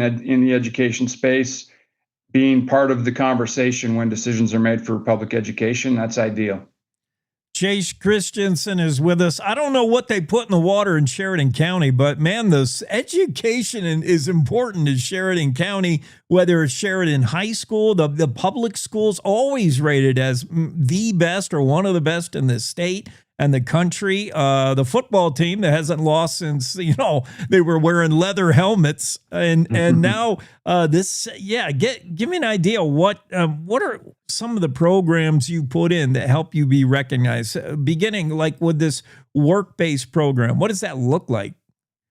Yeah, we've been working, and I'll tell you, the work-based learning project that we've been going on has been started for years. But this past 2 years, we've been really intentional around bringing partners together. So we've had Sheridan Districts 1, 2, and 3, Johnson County, Sheridan College, Whitney Benefits here in Sheridan, and many of the local employers, specifically the healthcare industry and the manufacturing industry, at the same table talking about how we can give students the best opportunity possible for them to get more real world, work-based, career-connected learning taking place before they graduate high school. The real point of that is just making sure that we have students graduating who know that they have a real opportunity to work in Sheridan County. They have a real opportunity to stay and work in Wyoming because the job they want exists here. And we've done that through our work-based learning. We've had another program at my school this year called Roads to Success. We've brought 38 speakers, one every Tuesday, comes out and talks to every single student of the school, talks about what they do for a job, how they got there, job opportunities that are available in their business, and really gives students a great idea of the breadth of the economy here. Every one of our schools, every one of our towns in the state has great opportunity for our students. We just have to make sure they know about it. So many positive things going on in education. But I'll have to say that three-letter word, but the recent budget session, the good news is we got recalibration done, a literacy bill in place. The bad news is maybe, I don't know if there was haste in doing it, but now we're seeing like, oops, we didn't think about that. We might have to go back to the drawing board. They should have reached out to you, Chase. I mean, I don't know why. I'm sure you were involved in the process, but still slipping through the cracks. What did we miss? What did we not get right with recalibration and new school funding? I've heard you call it one size fits none. Yeah, Claire definitely grabbed that one quote up for her article the other day. Recalibration was a great process, and the legislators on that committee and the whole panel listened, and they tried their best, I think, to do what was right in their mind for education. One of the issues that really came out of there was this siloing of dollars for instructional resources, and for so long, our school finance model has been a block grant that provides funding for all areas. And when we started to siphon off and put a portion of that where it can only be used for a certain use, it's going to cause some issues. And I think the great thing was, Claire published that article the other day. We saw legislators across the aisle. I mean, certainly Senator or Representative Heiner and others immediately come out and say, hey, wait, we know we still have work to do. And I think that's where the process is at. I think that there is still some work to be done. We know that there has to be some funding in the school finance model for food service. We know that activities probably are not properly funded if the communities and the people of Wyoming want to continue to see the level of student activities that we currently have had. And I think that's the case. I think that everybody values the activities for students. It certainly provides a better education for them and greater opportunity. So I think our legislators are going to work. We've got recal meeting at the end of June, and they're going to keep doing this until they get it right.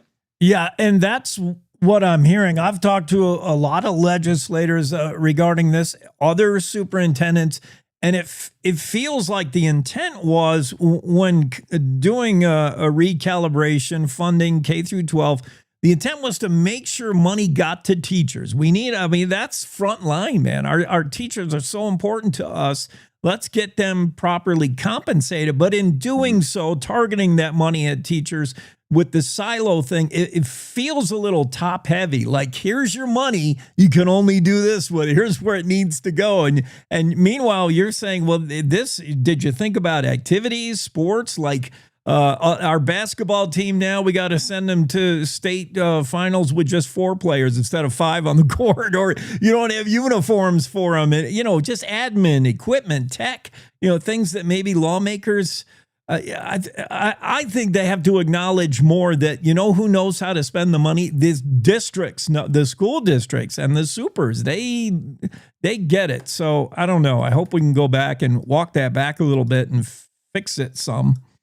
Yeah, no, for so long we've been accomplishing so much in education with that block grant. And it has appeared, I think, from the outside looking in, it looks like some dollars that are geared toward teachers are going to some things that aren't. But like I said, we know we're feeding kids during the day, and the legislature doesn't provide a single cent to feed a kid. So we're needing to make sure to take care of our students the way that we need to, take care of our teachers the way that we need to. And certainly, to your point, moving back toward a block grant would do that well. But right now, it seems as though the political climate is to keep a silo of some sort for instructional, make sure teachers get their money. And if we're going to keep that silo, we just need to start to name off the other things that need funded, and legislators are going to have to step up and do it. Chase, one last thing. What's going on in the classroom today? We're mid-May. What's happening in Sheridan County 3? You kids, have they got to do a whole bunch of tests? What are they doing? And when are they out? They're out pretty soon, next month. No, our students they've finished up with testing. They had a fantastic spring that way. Today's really the last day of school for our seniors. Tomorrow is graduation practice, and our seniors are walking the stage Sunday. I'm super excited for them. We've got 11 of them graduating this year, and next week is going to be our last week of school for everybody else. We've got a great week planned for them. Oh, fantastic. Well, Chase, we'll have to book you on next year, and you can tell us what you won then. Chase Christensen, Principal Superintendent, Sheridan County 3, and the new 2026 Advocacy Champion of the Year. Congrats, Chase, and thanks for being on. Thank you, Jake. Cowboy State Daily Show continues. Andrew Rossi will be on next, right after this short break. Stay there. News happens at any time, any place. That's why at Cowboy State Daily, we're dedicated to the stories that matter, with reporters stretching from your hometown across Wyoming and beyond. It doesn't matter if it's happening in Yellowstone, the capital in Cheyenne, or the most remote slice of Wyoming. With over 150 years of combined journalism excellence, if it affects Wyoming, it affects you, and we've got it covered. Upstream from the herd, we're Cowboy State Daily. You're listening to the Cowboy State Daily Radio Network. You know you don't have to wear your PT gear anymore, right? It's comfortable. So how's civilian life treating you? It's fine. When I got out, I didn't want to admit that there was anything wrong because I felt like a failure. And then I realized, there's nothing to be ashamed of. So I started talking to someone. Maybe you are fine, but if you're not, it's okay. Thank you. If you or a veteran you know needs support, don't wait. Reach out. Find resources at va.gov/reach. Logan Wilson here at the M Building in Casper, Wyoming. They do more than just support businesses and private events. They support nonprofits by offering reduced rates to help the community thrive. The staff here at the M Building have been incredible in helping me organize a fantastic event. They are great partners for those who want to make a positive impact on the community. Come check out the M for your next event. Hate is loud. It gets clicks. It gets attention. Hate, however, is actually quite small. But love is the majority. Filling up something far more important than any feed. love fills our hearts, our lives, our everyday. With understanding, empathy, and compassion. Leaving hate to become what it truly is, a whisper.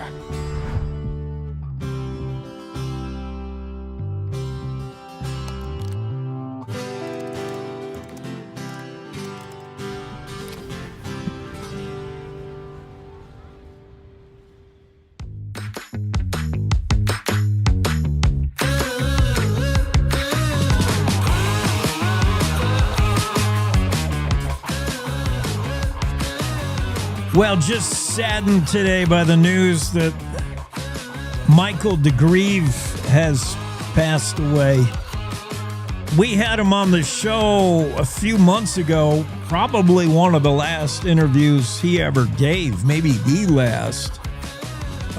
Longtime Cheyenne music legend. We call him one of ours, one of our own in Wyoming, though he grew up in L.A., died in Oregon where he spent his last year or so. But for how many years was this guy a staple, a mainstay at the Hitching Post? 6 nights a week, 30 years. I mean, it's like up there with Cats on Broadway. And he just took that job kind of on a whim. He had a promoter. He was, singing the legends this guy has hung around with. Songwriting, playing. He's rubbed shoulders with some big names, great names. And he was Michael DeGrieve at the time he played the first show at the Hitching Post. He was way bigger than the Hitching Post. Like, this would have been, I would imagine his promoter, his manager, whoever booked him in this would have had to talk Michael into it. And when Michael was on the show, he was like, yeah, I couldn't point to Cheyenne, Wyoming on a map. I had this gig where, you want to play the Hitching Post for a weekend? And Michael's like, well, I guess. I've never seen Cheyenne. And he never left. I mean, just amazing. The guy could have been a pretty big time basketball player. The legendary UCLA coach John Wooden was looking at him for college when he was in high school, All-American basketball player. That could have been a career route, but he just caught the music bug, and man, he hung out with some big name people. The Byrds, Buffalo Springfield, Jefferson Airplane, all back in the day, and they all kind of ran in the same circles. And then, God put Michael DeGrieve at the Hitching Post in Cheyenne, and he just never left. He became the Hitching Post. I mean, 6 nights a week for 30 years, and it was just Michael DeGrieve on stage.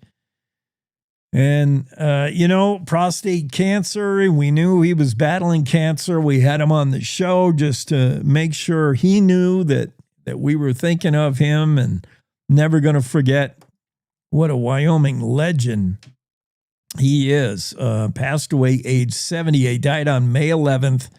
His wife did reach out and let us know. Zachary Sontag has that story in the Cowboy State Daily. Sad news. I think we knew it was coming one of these days. He died at home in Grants Pass, Oregon, on May 11th, 78 years old, Michael DeGrieve. So, yeah, that's tough news. And Zachary did a nice job with the story, by the way. I'm trying to remember. Let me look up when we had him on the show, just in case some folks want to go back and listen or watch that interview. I think if I sort of knew what the heck I was doing, I could probably find it. Michael DeGrieve. Let me do a search. And I'll tell you when he was on, because all of our shows, by the way, are archived in some form or another. If you do the podcast thing, you can go back to a certain date and find, or if you just search on people's names, you should be able to find any time they appeared on the show. Although I am having trouble doing just that. Am I spelling his name wrong? Michael DeGrieve. And this is just me stalling for time till Andrew Rossi gets on. Yeah, I don't know why I'm not pulling that up. I'll try to find it when I get a break. And you can go back and listen to that interview. It was a great interview with Michael. We talked about all kinds of stuff. It was so gracious of him to spend time with us. I know he wasn't feeling well. He did that interview at home while he was in bed. And it was a really cool interview. I'll try to find the date that he did that. Other news in the Cowboy State Daily. Renee Jean, who will be on tomorrow, I think, right? Do we have Renee scheduled for tomorrow or Friday? One of these days. We'll catch up with her on this. But Wyoming's uranium industry could boom even more than it's booming. And it's booming so fast that Travis Detail said, I can't even keep track of all these uranium deals that are going on now. Uranium kind of crapped out as far as uranium mining in Wyoming. And you had Wyoming uranium mining industry just walked away from uranium back in the 1980s. I think it was like the late 80s. And no more uranium. Now it's like the hottest thing again. Wyoming Mining Association Director Travis Detail said that uranium deals are happening at light speed right now, too fast for him to even keep track of. We're seeing a lot of exploration going on, new companies coming in, and perhaps processing. That's what's going to be key. I mean, just digging up uranium, but we got to process it, get it into yellow cake form to where it can be used by TerraPower and other nuclear plants. That'd be nice if we could do that all in Wyoming from beginning to end, product, top to bottom. But Renee's story is regarding a new deal. The latest agreement worked out with Taiwan. We've now gone global with uranium. Taiwan is projected its power needs will increase 6.5 times over for the next 3 years. And that's all pretty much artificial intelligence driven, this AI and its thirst for power. Maybe uranium Taiwan cooperation there is certainly probably good news for Wyoming. Renee Jean has that story. Colby Fedor, who will be on the show tomorrow, we'll talk about this guy. This was the bust we heard about Wyoming Highway Patrol made.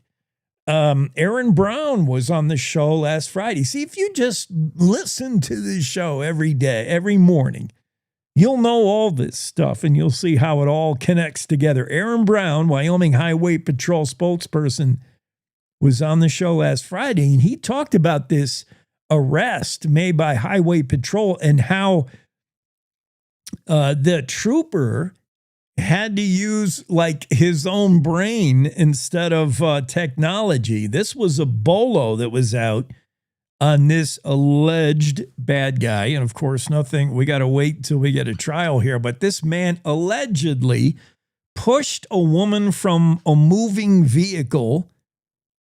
He allegedly, the quote was from this guy, "I was going to marry you, but now I'm going to kill you." The woman was found with 2 black eyes, obviously injured in some way. Her story of what happened, Trisha Alesna, was she and this man, Enrique Pierre Ballesteros, 61-year-old, they had been in a relationship. The relationship went bad, and now they were trying to reconcile, and they were doing it through a road trip. Bad idea. I can tell you that. I mean, when does a road trip ever help a relationship? It's usually the ultimate test of a relationship. And this sounded like a relationship that did not need the strain and testing of a road trip, spending like 24/7 in an enclosed vehicle. They were going from, I think, California, across Nevada, Utah. She had been traveling from California to Wisconsin. And by the time they got around Reno, Nevada, the relationship, quote from her, is, "It began to sour." Well, congrats making it that far. And the story, they had a big fight. By the time they got to Utah, the fight culminated in him saying, quote, according to the victim, "I was going to marry you, but now I'm going to kill you." She said he forced her out of a moving vehicle. A be on the lookout was issued. A BOLO was issued that same day in Utah. And of course, in Utah bordering Wyoming, the Wyoming Highway Patrol also got the BOLO. Pinging the cell phone in Wyoming, as Aaron Brown pointed out, was not possible. Wyoming's so huge, and the space between towers where you can ping the location of a cell phone. I think they had this dude's cell phone number, and they're trying to figure out where he is in Utah or Wyoming. And, it could be hundreds of miles between pings in Wyoming. So it needed old-fashioned eyes on. Be on the lookout for a Chrysler Sea Breeze. And this Wyoming trooper, Wyoming Patrol, he saw it. He saw the vehicle, made the stop on Interstate 80 near Rawlins. And sure enough, Ballesteros, now in custody. The alleged incident, all recapped by the story from Colby Fedor. Good stuff from Colby and the Cowboy State Daily. Andrew Rossi out of the office today. Okay. Oh, Andrew. Well, we're going to miss Andrew talking about Andrew's stuff. We'll be back with more Cowboy State Daily stories and, I don't know, some other kind of nonsense right after this from our friends at Western Ag Network. Will Rasmussen, what's going on in rodeo? It's the Rodeo Road Show on the Western Ag Network. Hi, everybody. I'm Will Rasmussen from Redding, California. Rodeo Redding, bucking by the river on the banks of the beautiful Sacramento River. Cade Bruno on the show today, a four-time national finals rodeo cowboy in the saddle bronc riding from Challis, Idaho. He's number 3 in the world. He had a great NFR. He talks about keeping that momentum into 2026. He's coming up. Stay close. Every year, humic loss makes it harder for crops to absorb applied nutrients. Resurge from Helena is a low-dust granule that delivers humic compounds to improve nutrient uptake and plant growth. The Resurge granule's superior hardness and uniformity withstands pneumatic applications, allowing for even distribution in your fertilizer and across the acre. Energize your soil and elevate your crops. Contact your Helena representative to learn more. Always follow label instructions and check registration status before use. Horn flies can take a bite out of your cattle's performance. These pests feed on cattle up to 30 times a day, stressing animals and cutting into profits. Fight back. SmartLick Supplement's low moisture blocks, available with Altosid or Clarify, help break the horn fly life cycle. Less fly pressure means cattle can spend more time grazing and growing. Take control of fly problems this season. Visit smartlick.com. That's smartlic.com to find your dealer.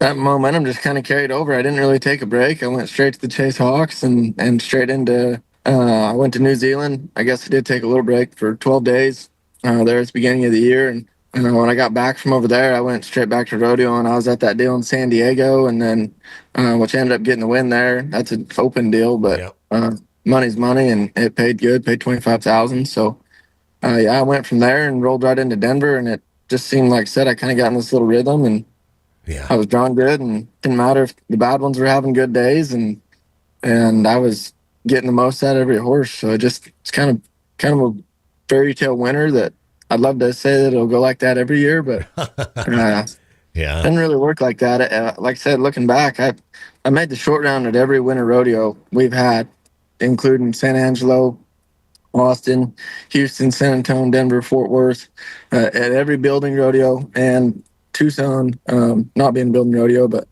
I made the short round at every single one of them, and that usually don't happen. You know, you look at a lot of guys rodeo for a lot of years, and they still don't get that done, so it was pretty dang cool. Cade Bruno from Chalice, Idaho, from a ranching family there at the headwaters of the Salmon River, number 3 in the world in the saddle bronc riding, and he's got great momentum as he comes out of the spring and headed for the summer run. On the Rodeo Roadshow, I'm Will Rasmussen on the Western Ag Network. Cowboy State Daily Morning Show with Jake. Now, back to the show. Getting back to the show. Thank you, Will. Western Ag Network on the rodeo update. Wondering if President Trump will be able to get that notion of suspending federal taxes on fuel, if he can get that through Congress. You know, don't hold your breath. Anytime something has to go through Congress, you count that time in months, not days. Well, we'll see. It would have to be an act of Congress. Could mean 18 cents per gallon shaved off your trip to the gas station. If recognizing times are tough, Strait of Hormuz, et cetera, and what is oil going for right now? Let me check that. You see what's going on at the gas station. $5.59 now, I think, for diesel for me, depending on where you are. We had a AAA guy on the other day who explained why, why somebody at the gas station is going up the ladder and changing the tote board like every day. And why they never change the number down. It's always up. Crude oil price. Let's see what it's trading for right now. Oh, it's actually down. That's interesting. I wonder why. It must be a speculation that we'll get the Strait open. Who knows? Crude oil, a barrel, is down $82.37, $82 a barrel. So that's pretty good. I mean, we've been as high as 100, right? Crude oil price, is that right? Current price of crude oil as of May 12th. Oh no, I might have been reading something wrong. No, we're at 110.43. Okay, which is up from yesterday. Price of oil yesterday for a 55-gallon drum. 107 yesterday, 110 today. So yeah, crude oil's still on the rise. 18 cents a gallon. I mean, that would be something if we suspend taxes on gas until we figure things out in Iran. I haven't heard anything about that since a couple days ago, because probably President Trump is busy meeting in Beijing with China. And that's over the Iran situation and trade. I don't know how much Iran's feeling the pinch. I think the U.S. feeling it worse with the Strait of Hormuz closed, but everybody globally is definitely feeling it, and I'm sure every nation would like this to be over sooner than later. President Trump meeting in Beijing right now in China over pretty much the Iranian stuff. Back to news at home here in the state of Wyoming. Renee Jean catches up with the man who was quick thinking when his lithium-ion battery spontaneously combusted. He was charging it in his Daniel home when he said he saw it getting hotter and hotter and smoking, and then finally it literally, he says, blew up in our faces. Jack Morey Jr. is the guy. These fires, as Renee points out, you can't put out with water. When these lithium batteries go, when these AV cars catch on fire, like the fire department will tell you, no amount of water puts these things out. I mean, they just burn till they stop. Maury grabbed that battery in a wet towel, threw it outside. His girlfriend was there, Diana Gunderson, and that we thought was the end of the story. Like, could have been worse. Could have been the whole home burned down. But now we catch up with Jack, and he's in the hospital with lung-related issues, and he believes it's from inhaling the fumes from that burning battery pack. He said it's a big puzzle right now. I don't know what's going on. I don't know what they're doing with me, but I got several issues going on. And he thinks it's from breathing in those fumes. Renee Jean has that story in the Cowboy State Daily. Here's, if you're following us on YouTube or Facebook or X, here's a photo of Jack. Jack, get well. I can't imagine breathing in the burning lithium-ion battery can be in any way good for you. Certainly about as bad for you, right up there with brain-eating amoeba. Scientists say the brain-eating amoeba that we've heard about that hides in warm water, thriving in Yellowstone and Grand Teton. Oh, great. Scientists say to avoid being infected, don't stick your head in the water in Yellowstone. That's an Andrew Rossi story and kind of scary. That will wrap it up for us for this hour, halfway through the Cowboy State Daily Show on a Wednesday. Back with more and a lot more guests lined up for you next hour.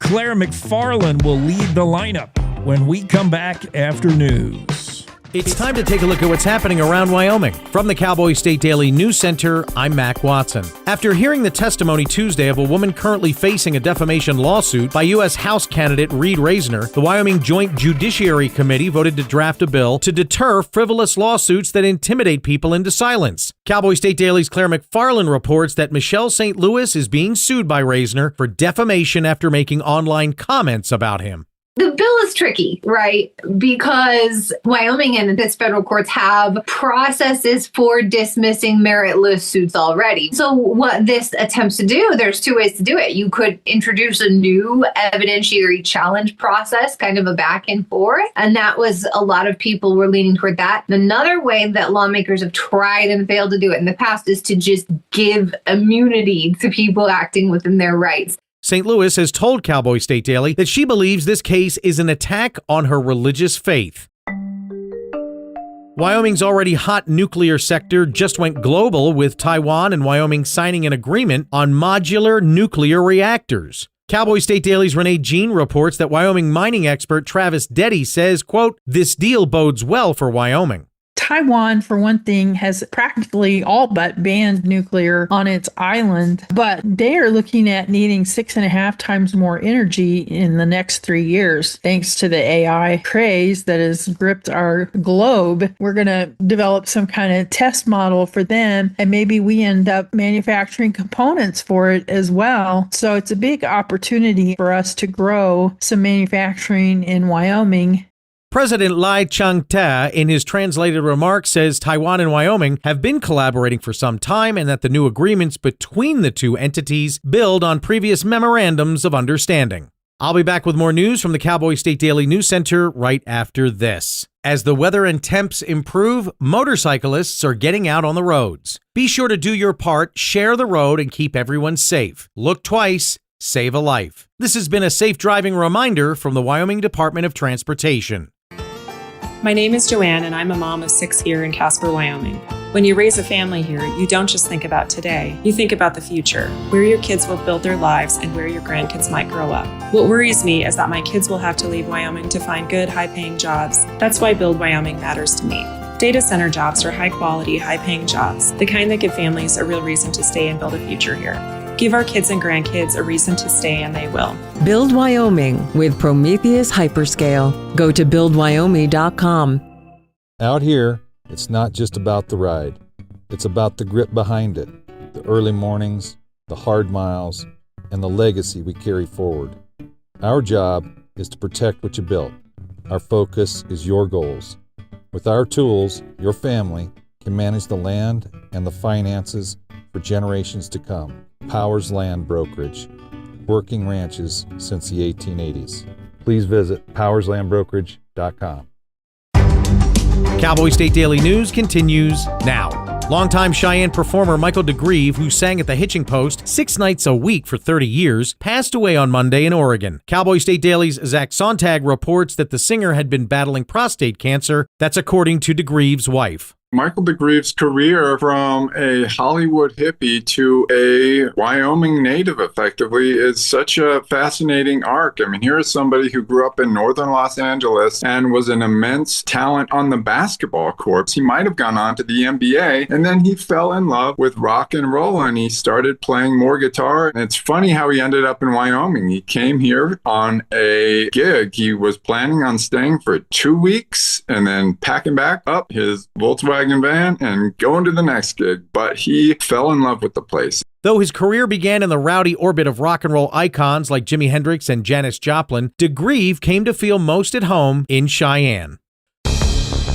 A Trump proposal to lower tariffs on beef imports to lower the price of beef for consumers has Wyoming cattle ranchers concerned. Cowboy State Daily's Kate Meadows reports that U.S. Senator Cynthia Lummis says any tariff change should not undercut ranchers. Cattle ranchers are pushing back and saying if you allow all these imports to come into the U.S., it's going to cheapen our product, and we have the best beef ever. Beef prices have steadily climbed since 2021. They're up 40% from 5 years ago. And that's today's news. Get your free digital subscription to Wyoming's only statewide newspaper by hitting that daily newsletter button at cowboystatedaily.com. I'm Mac Watson for Cowboy State Daily.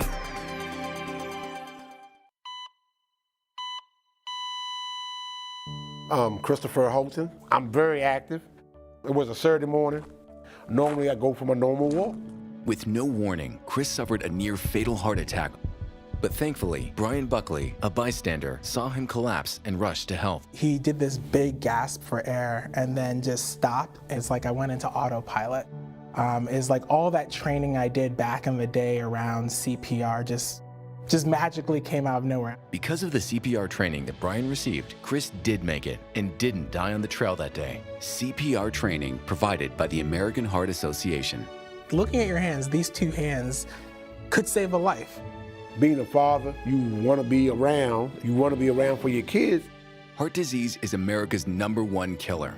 To learn more about how the American Heart Association helps save lives, go to helpheart.org.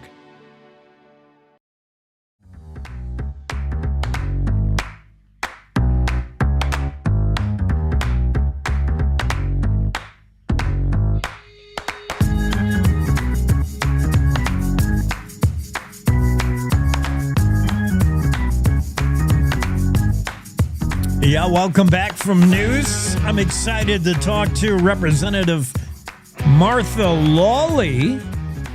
She'll be on in just a bit. She sits on a few high-powered committees, and recent interim committee activities, meetings, she can get us all caught up on what's going on there.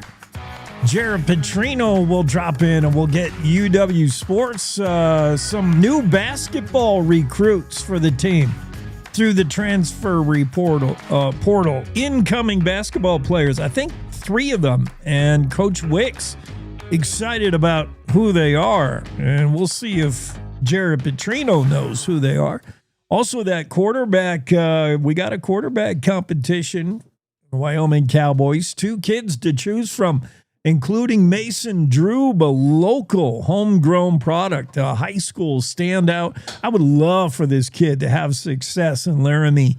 He's one of our own. And then we have this transfer hotshot that I know the quarterback's coach is really high on. So, yeah, who wins the job? Do they 50-50 split it?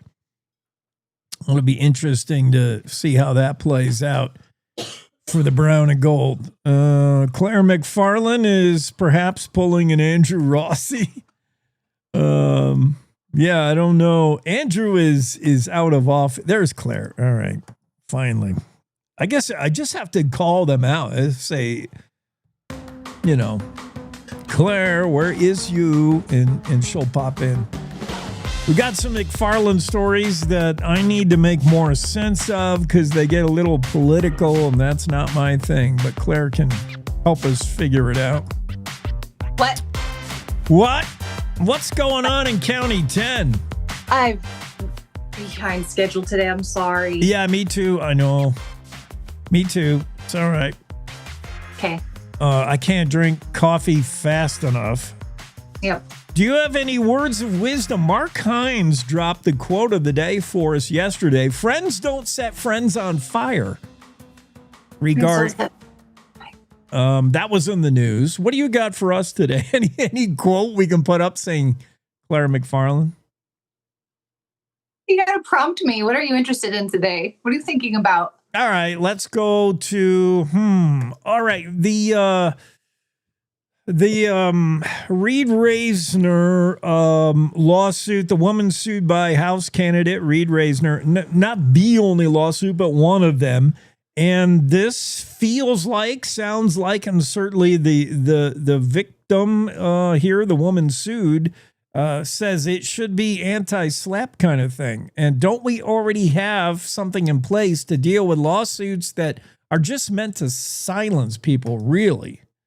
Okay, so civil defendant, not victim is the word. Civil defendant, sorry. Michelle San Louis is how I would say it, but you can say St. Louis. Okay, back it up. So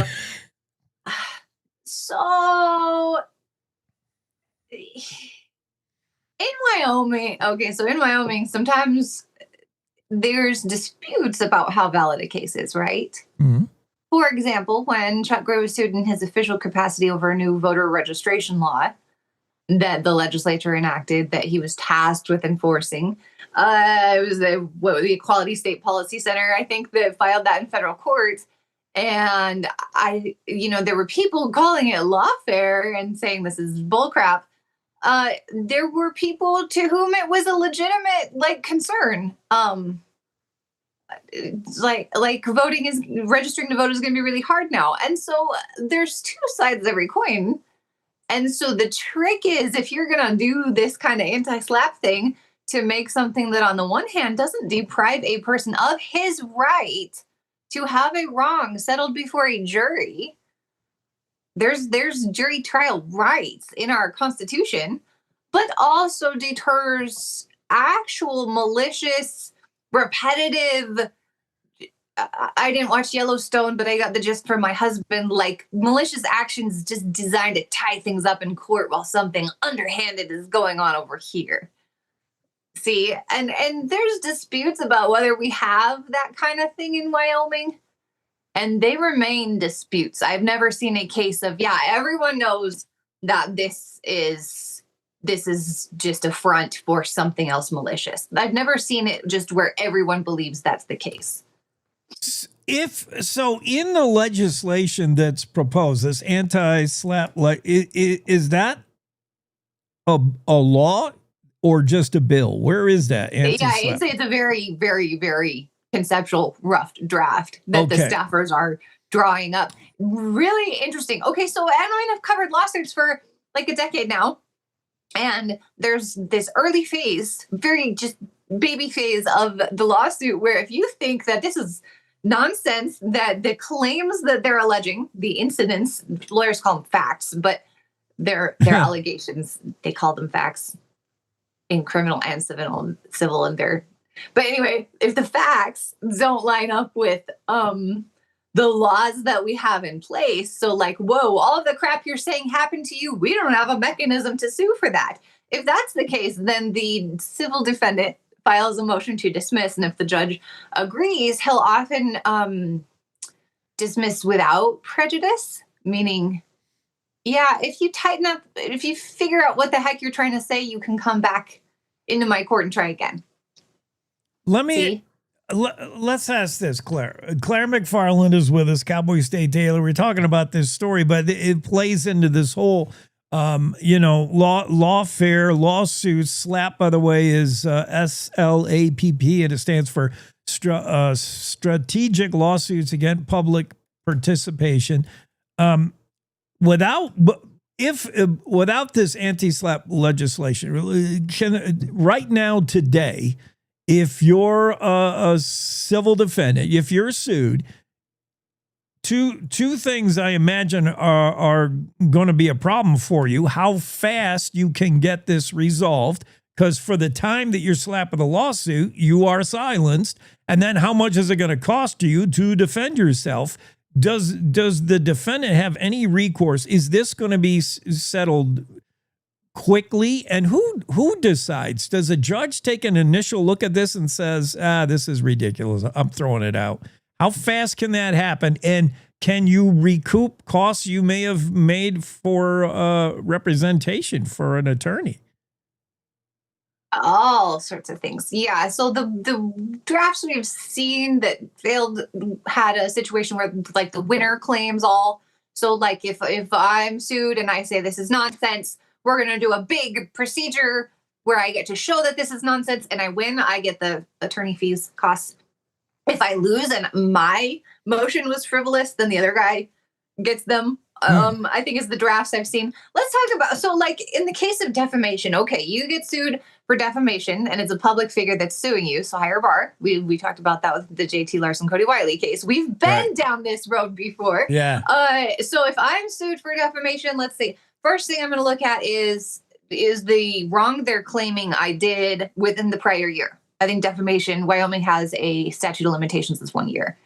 Anthony Bouchard tried that when he was sued by Reed Reisner, former state senator. Anthony Bouchard is in ongoing litigation. He was like, no, this is old.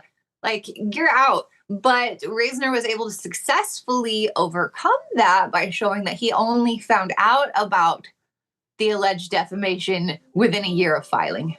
See? Mm-hmm. And so that's the first thing I'm going to try is, statute of limitations. Other things I'm going to try is the stuff you're saying happened doesn't line up with our defamation law, doesn't rise to that level. We saw that when Why Freedom PAC tried that with Cody Wiley and JT Larson at the motion to dismiss phase, the very early phase. And Judge Lavery didn't go for it and kept the case alive for several more months. But then what Lavery did is he sends it to the evidence swapping phase. So we're gonna figure out what happened. We're all gonna dig in and figure out what happened. People are gonna get deposed and people are gonna cough up their emails, and we're gonna find out if you knew you were lying, if you meant to lie, that kind of thing. And once they got to the end in the JT Larson Cody Wiley case, here we are entering another phase called summary judgment. Why Freedom PAC said, okay, now we all know what happened. There's no evidence that they were meaning to lie, were knowingly lying, or acting with reckless disregard of the truth. And the judge agreed and dismissed it. So we already have these two. There's other safeguards, but those are the two that come immediately to mind because you see them in most cases. Motion to dismiss and summary judgment. So your question was, is this an efficiency thing? Yeah. So if we pile on a SLAPP action and all of this is super conceptual and tentative, nothing I'm saying is like going to carry the day because I haven't seen the bill yet. I was going to ask you, have you even read seen the bill? Yeah. No, we have is a directive. Hey, please draft this. But so let's say we have like the uniform bill that we're considering is a new evidentiary process. So like this person's got to show this, and then this person can show this, and then this person can show this, and then how it shakes out is the winner. There were people arguing yesterday that this is an efficiency measure, like it's going to cut out years of litigation. Maybe there are scenarios where something slips through the motion to dismiss phase, but that little extra grab of evidence during the SLAPP phase gives the judge what he needs to say, yeah, this is bullcrap. Get out of my court. That could be. It could also cut the other way. So depending on the case and the facts, it could cut because this wants you to have the right to appeal mid-case too. So you do this whole evidentiary thing and you get to pull in a little evidence early before the discovery phase and show it to the judge, and then they get it, and everyone's arguing about this. And if you lose, the person saying it's a slap case loses, she gets to appeal. I get to appeal, right? And so now the Wyoming Supreme Court, which is just on its own schedule, is going to sit on this for a minute and think about it. And there's briefing and there's argument and there's a pending decision phase. So it really, Jake, it could break either way. It could gunk up both our district courts and our Wyoming Supreme Court system. But it could, if we happen to have these things that are slipping through the cracks, it could shorten years of litigation. So maybe the case of Michelle San Louis will spur some kind of legislative stuff. I mean, I just learned the word lawfare, but yeah, I don't like frivolous lawsuits. When someone is really litigious and maybe they have money to bring lawsuits, it's not fair to in my mind, it's not fair to the defendant. I wouldn't mind seeing a little bit of legislation about it, anti-slap. Yeah, like Teton County, and I can say this because Judge Melissa Owens has said this from the bench. It's a super litigious county. Yeah. Like Judge Owens just stays busy over there in district court because they're suing each other. Yeah. What else does that county have? Like more money than any other county in the nation, right? And so I've seen scenarios where people are just suing, countersuing for years, just like it's a sport. A lot of Wyoming, you don't see, I don't know. I think of my dad. Anytime I think about what is a real Wyomingite, I think about my dad, and he's of the older where they don't really do that, but I don't know. Well, there's your quote of the day from Claire. Does it pass Claire's dad's test? I'm going to write that down. That's all we need to ask ourselves, man. When you get too deep in the weeds, just stop, pause, take a breath. Does it pass Claire's dad's test? Simple. All right, let's talk about your story, backlash over school sports, activity cuts. This is all to do with the recalibration, and we've been hearing from lawmakers themselves. I have had them on the show, and school superintendents, different districts. Is kind of just a general unhappiness. I mean, we're glad we got recalibration done, funding K through 12. We did get it done in this last budget session. I don't wonder if it wasn't a little rushed and we didn't really work it out. Unintended consequences, siloing money, the idea that we would tell districts, look, this money's got to go to your teachers. Meanwhile, the football team's got no helmets. Lawmakers are saying, yeah, we might have to walk some of this back. Where are we with this? Well, the first thing you need to know is that the legislature and the courts are in a really bad marriage. They're just, they're like that couple that no one wants to invite to the barbecue. They're just like, that couple. Yeah. They're just in a bad marriage. And, decades now of schools suing the state and saying we're underfunded. You're not fair to us.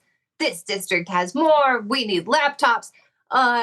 So the court last February, 2025 February, ruled yes, they are underfunded and there are issues and there is a teacher shortage and there needs to be one computer for every kid and you need to pay for all the school lunches and there needs to be counselors in the elementary school and there needs to be school resource officers. That's the actual content of a judicial order. And money should fall out of trees. But yeah. Well, no, not that, but yeah, commanding the legislature. So Chris Rothfuss, I am fascinated by Chris Rothfuss. I know you know that because he's just a powerful Democrat in the Wyoming legislature. Are those words allowed? Yeah, Is that allowed? I mean, he is. Do we allow powerful Democrats? I don't know. I thought that was against the law in Wyoming, but no, certainly fascinating. And because he's done the work. Yeah. He's a great public speaker, but he's done the work. He's put in the decade of studying education, finance, and legislation. So they rely on him a lot. But he stood up in the Senate late February-ish and gave a history of trying to solve these problems. Like, okay, yes, sometimes we couldn't get our poop in a group and do recalibration, but sometimes we tried to recalibrate the way the schools were funded, and the school said, no, we like this just the way it is. So it wasn't this massive decade plus of failures. It's a lot of back and forth and give and take. So that's the first thing. And so then, of course, comes in and says, no, you got to do it. You got to do it. And there's reasons for that, too. There's issues, things that are wonky and out of whack. The schools have always had a block grant. So where they were overfunded, they could just go feed something that was underfunded. But now, the other thing, sorry, I'm rambling. They've also been griping. Now, whether this is the schools themselves or the education lobby or how this shakes out, there has been a gripe for about 10 years from the education side saying teachers are underfunded and we are short teachers. This has to change. Don't you want to pay the people who educate your kids? The answer is yes. The legislature, no one in the legislature wants to be like, yeah, the person that has my kid all day should make less. And so they tried giving an infusion to give teachers raises, and that went, in Chip Nyman's words, sideways. Some schools were like, we're going to pay for other things with this. Chris Roth has said there's a reason for that. Their insurance rates spiked and there were issues, but still, if we're going to get this huge recalibration package that we've been ordered to put together through 93 lawmakers, a lot of them super fiscally tight, we gotta make sure their money's going where they want their money going, where they've been, where people have been telling them to send the money for 10 years. So the education silo. So they're like, we're making a law that you can only spend this money in the classroom. So take that. Now you don't get a gripe about teacher pay anymore. But it shook out to where some schools have way a surplus in the classroom and they're short activities now. That was a longish answer. Sorry. No, it's good. That brings to life this whole story. It creates some great background. Claire McFarland's story, Cowboy State Daily, the latest issue. Many schools scrambling to find money for sports, activities, food, because the money's been siloed. Lawmakers say, oops, yeah, we might want another try at that. And they say they're going to fix it before districts try to fix it like with a Band-Aid. Thanks, Claire. Thank you. Cowboy State Daily Show with Jake. Right back with our next guest. Representative Martha Lawley joins us after this quick break. Stay there. At Cowboy State Daily, we cover everything Wyoming. Like the outdoors. Yeah, it looks like a young grizzly recently separated from its mom, was out wandering around doing a thing. Energy. Cheyenne's become this data center magnet. And the issues you care about. Wyoming Highway Patrol is facing a significant trooper shortage with 36 unfilled trooper positions. Covering Wyoming like nobody else can. This is Cowboy State Daily. This is the Cowboy State Daily Radio Network. I don't think that many kids in my son's school even do it. He makes fun of his friend who vapes. He would never try it. She's into soccer. She's on the honor roll. She's just not the type. No way. No way. No way. No way. My kid would never vape. Get your head out of the cloud. Today, nearly 8,000 kids will start vaping. Maybe even yours. Learn about the dangers at talkaboutvaping.org. Life's daily battles are not meant to be fought alone. We're not powerless, so long as we don't lose sight of what's important. Don't be afraid to seize that moment to talk to your friends. Cloud, you okay? Because checking in on a friend can create a safe space. The first step on our new journey. You coming? Reach out to a friend about their mental health. Seize the awkward. It's totally worth it.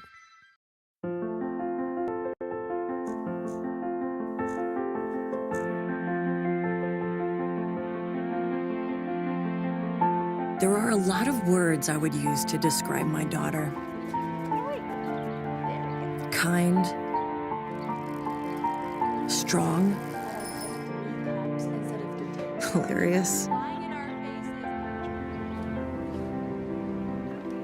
When I think about how much she's experienced in her life, on a journey that we're now on together as a family, I'll make you something to eat, okay? we can't help but be inspired by her every day. Hey, Mom. We're about to start the movie. Oh, yeah, I'll be right there. Okay. So really, we're the lucky ones. Learn about adopting a teen from foster care. You can't imagine the reward. Visit adoptuskids.org.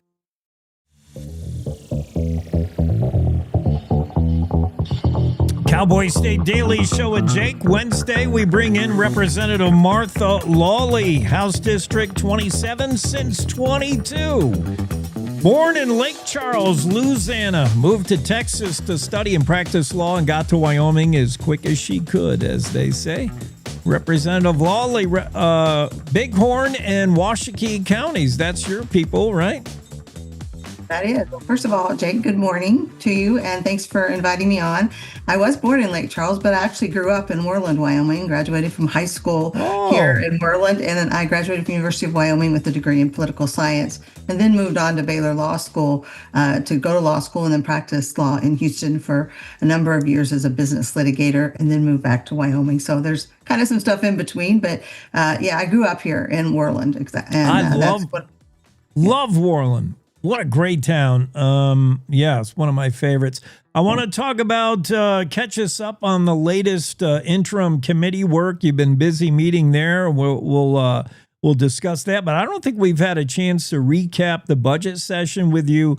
Let's pick it right up where Claire and I were talking about recalibration and this notion that we're glad we finally got that done, the K through 12 funding, but maybe had some unintended consequences, some holes in some things. We might have to go back and re-examine that. You're on the House Education Committee, so what do you think about what we did with recalibration? Did we get it right mostly, or do we got to go back? Well, thanks for that question. It's a very good question and timely question. Is some of the things that were maybe deficiencies, and some of us pointed out those deficiencies during the session. And one of them had to do with this issue of, is there enough funds for the activities for our middle school and high school students? And so recalibration was a journey, and the bill came out with some things that were certainly concerning for smaller school districts. I represent a small rural district with smaller districts. So even the recalibration bill impacted those differently. And I brought some amendments, some of which were accepted on some issues related to smaller districts and the impact. And those changes were made. But we all along had a group of us that had some questions about the model, the siloing. We saw the benefit of it on one hand, but there were places that it was going to have some potential impacts. To say that nobody really knew that really doesn't represent what happened in the session. Education Committee, I supported an amendment brought by Representative J.D. Williams to basically take out the siloing because of those problems, because we were doing something very different and really needed time to understand the impact of it. So that same amendment went on the floor, I think 3 times. Every reading, J.D. Williams brought that, and I voted in favor of the amendment to take out the silo and study it more. So keep the teachers' raises in, though, importantly. But that didn't make it. That was not persuasive to the floor, and so those didn't make it. So there is a lot of work to do. I'm glad the Recalibration Committee still is meeting this interim. I do think they can make some adjustments, and I believe they will. And I would support those. But this is not a new thing. It is something that was, some of us saw that bug all along. Yes, some of you saw, but not enough to get majority to get that amendment. Representative Lawley, was it a case of there just wasn't enough time because recalibration was done kind of in that last week of session. Was it a time issue or what? Why wasn't that voice heard? I don't know that it was a time issue, although time is always an important issue in a budget session. I would say that it had to do with people's tie to that silo model. Yeah. And it did certain important things, but we couldn't know that it did it well. And so, again, we urged that caution when the bill went through and asked for some amendments that would have, we felt, move it along towards a better approach. But again, the body wasn't persuaded. They seemed to feel that that was the only answer, is the silo as it is, don't change anything. And that, I think, impeded some solutions that could have been made during the session, but we have the opportunity during this interim to address them. And I'm glad they're coming to light and that we can solve these for the districts because this is an important bill.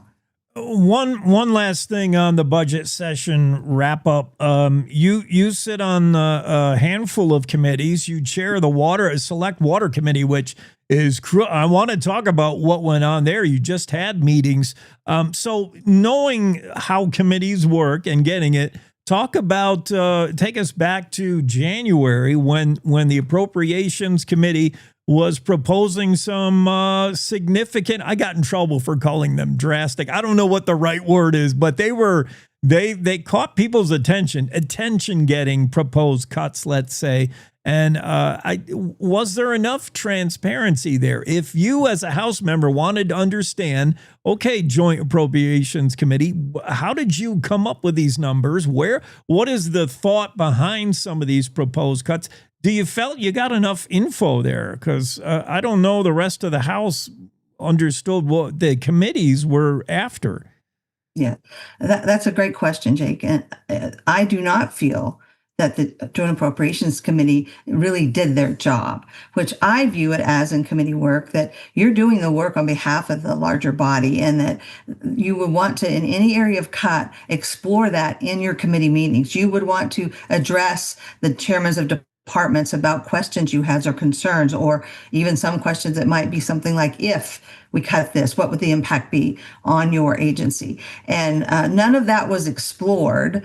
And there seemed to be, and later approved, I think, on the floor, some sort of outside the record, just discussions by some folks on that committee where they talked about things, but it wasn't really on the record, or they say they talked to a chairman of a department, but yet we don't have any record of that. So we can't really test that. That would not be acceptable in a court of law, to have just one side of the conversation represented without the other side. So that's why we have the processes we do. And so I don't believe they were done very well. It really put those people like me at a disadvantage. I wanted to understand why they were proposing that cut. And so I opposed a lot of them because I didn't find there was sufficient evidence to support them in the record. And, that may be a good thing or a bad thing. I think in the end, the budget session ended up good for my district. The things they were concerned about got in the budget. Maybe a few small ones didn't, but that was really due to this brilliance of a bicameral legislature, and we work together, and we get there, and we did get there. And so again, pass a balanced budget and constitutionally mandated that we do that. And is it perfect? No. But I did feel the process was limiting for those of us that weren't on the committee. And I was very vocal about that on the floor. Yes. So it's not new to anybody. No one should be surprised. But, right. And the facts haven't changed. I wish it had been better. Lawmakers' concerns become lawmakers' votes, and that becomes a voting record, and we're keeping score. Let's go to political nonsense for a moment before we go to interim committee work. Representative Martha Lawley is with us, House District 27. Lies, damn lies, and statistics. You can say anything with the numbers depending on how you want to look at them. Y.O. Rhino calls you only 40% Republican, Representative Lawley. You might have to turn in your R card. I don't know. What does that mean?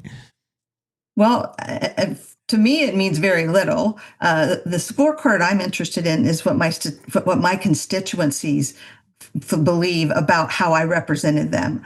The folks that run Rhino aren't my constituency, and so I'm not as concerned about their view of it. But the scorecards are a tool, a political tool. We only see them as we go into a campaign season, and they are easy to manipulate, as you pointed out. And so that one in particular was 10 bills they picked out that were, I would call them somewhat obscure. And then, a lot of body of my work was ignored. So on its face, it really wasn't representative of anything other than what they wanted to say. And so I think it's important for Wyoming citizens to do their own research. I really encourage you to just talk to your legislator. If you have a question or you didn't like how they voted, call them up.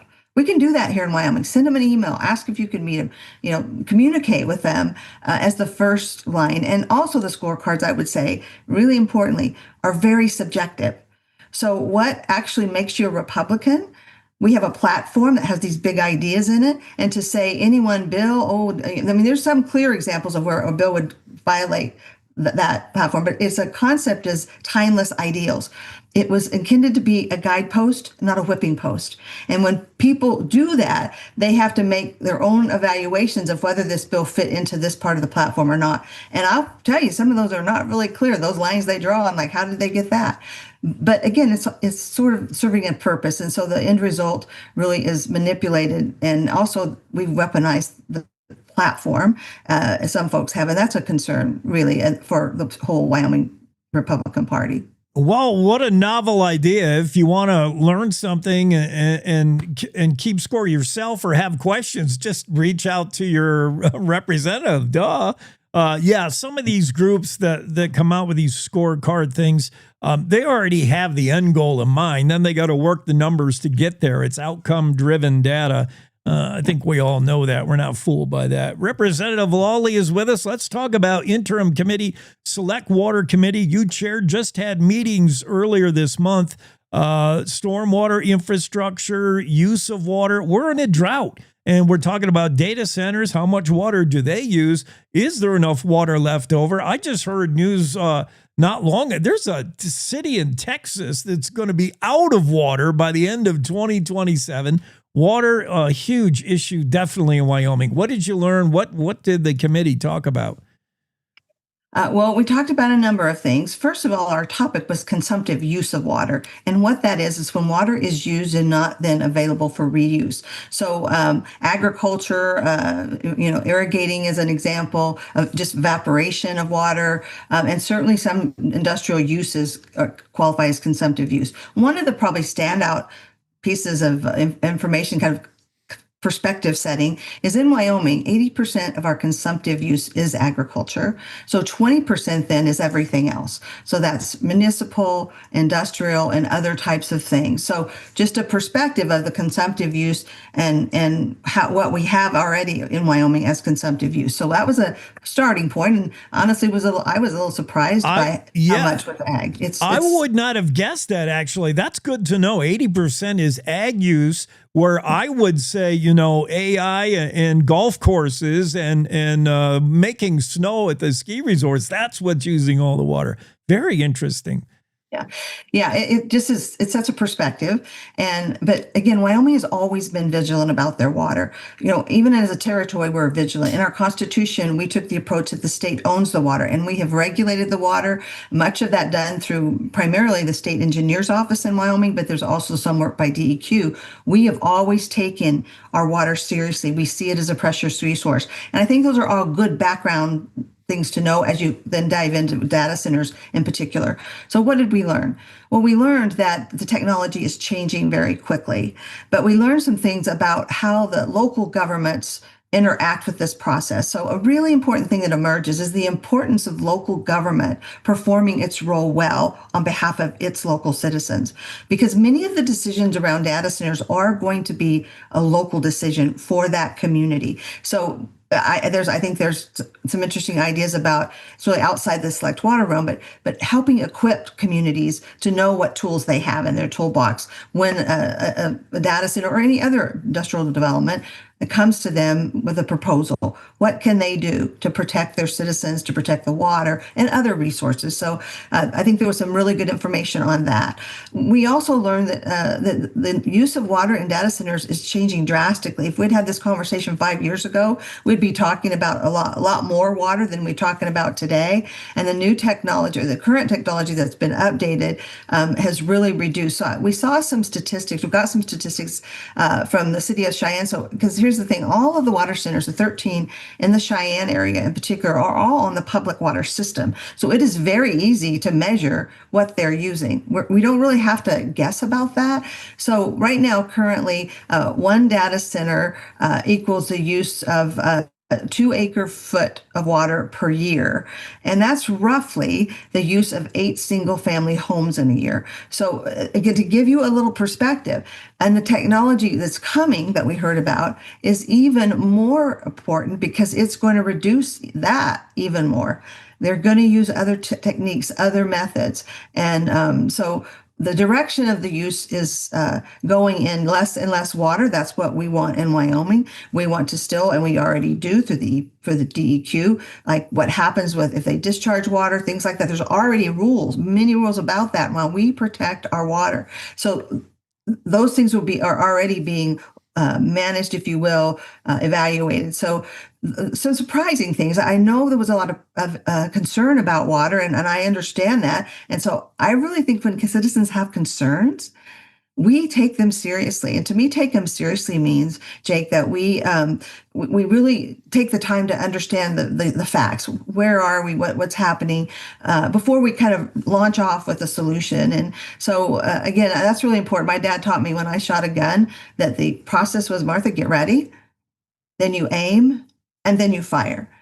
Often I see in the legislature where we are, because a problem is important, we tend to do ready, fire, aim. Yeah. And so one of my goals in Select Water was that we not do that we take this seriously on behalf of our citizens. And there are other issues, universal issues that citizens outside of water are also concerned about. And there are other parts of the legislature that will look at those this interim. And I believe and hope that they will take it very seriously and really try to get the facts as accurately we can so that we can know really what we're dealing with and not be guessing. Interim committee meetings of the Select Water Committee took place May 6 and 7. Chair of that committee is this young lady, Representative Lawley. And yeah, I think we've been asking for someone to quantify exactly the water use. That's not the only issue people have when we're talking about, press pause, moratorium on data centers. But we do want to know, somebody tell us how much water do they use? And that needs to be reported like kind of every year because, as you said, the technology is changing. I'm glad you were able to put some numbers to it and give us an idea of how much these data centers use water. That's huge. We got to get that word out. Thank you for that. And thank you for everything. It was nice to visit with you. And thank you. You're in Worland now, yes? Yes, I am. Oh, that's great. Great to be home from the session. That's Representative Martha Lawley representing you folks in HD 27 Bighorn and Washakie counties. Thanks for being on. Have a great day. Thanks. Bye-bye. Jared Petrino will be on next, and we'll get to UW Sports right after this. It's a great time to live in Wyoming.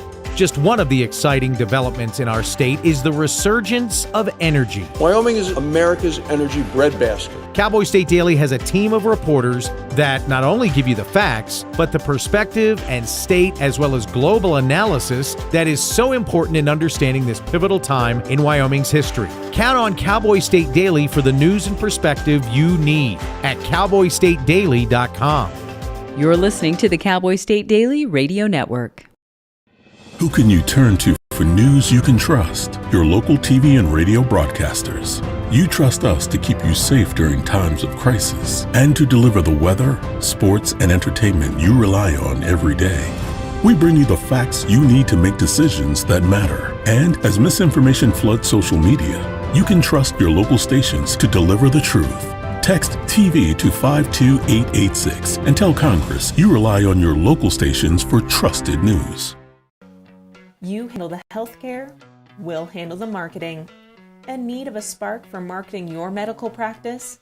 Loom Studio provides creative and strategic healthcare marketing that illuminates the path to bigger and better experiences for your business and your patients. We specialize in branding and design, social media, website design, SEO and SEM, not to mention content creation, public and media relations, and marketing metrics to ensure you're getting results. If you're looking to increase your patient engagement and retention, enhance your community impact, and streamline your marketing efforts, our team is ready to help you achieve your goals. Contact us today and learn more at loomstudio.com. I'm Chris Jakovic. I served in the United States Air Force and I deployed 3 times. So in 2017, I was serving as an Air Force First Sergeant. Our motto in that role is my job is people, everyone is my business. But unfortunately in that year, I would lose my own brother, Lance Corporal Adam Jakovic, to suicide. The majority of veteran suicides are from guns. I store my weapons securely, not only for myself, but for my family. My service never stops.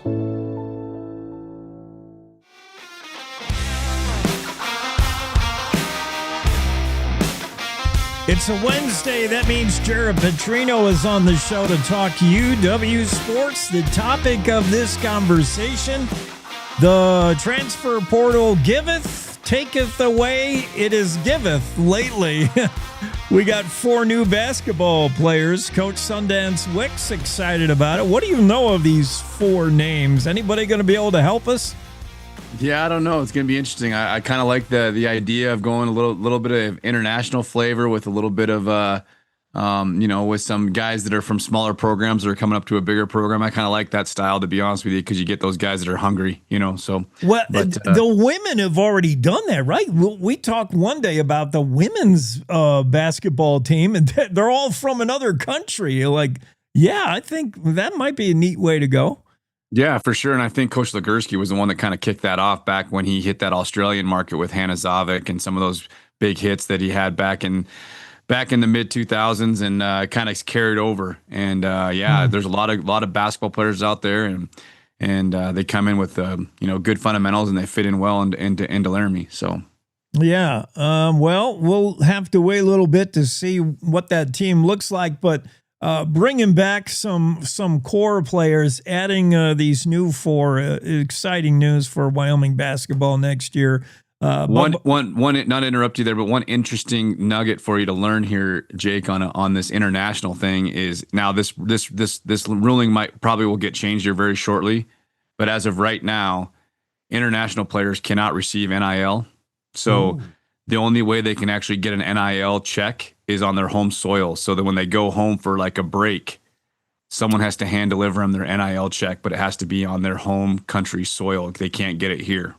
That adds a wrinkle of complication. And you think that may be addressed? I think it'll go away. I think it'll be gone. So it's kind of the same way why they can't receive financial aid and they can't receive, just all those other things that international students, But for as far as NIL, they can't accept an NIL payment on U.S. ground as of right now. Like I said, it's probably going to get changed here very shortly. Might even be before this school year. But yeah, just an interesting thing I learned not too long ago. So okay, yeah, that's good to keep in the back of your mind. We got a quarterback controversy in Wyoming. We got 2 deserving signal callers.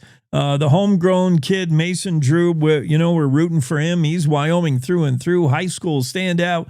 And then the transfer everybody's talking about who's, I don't know. It doesn't matter to me who wins the job. I want both of them, all of them. Keep it coming. But how have they both looked in camp?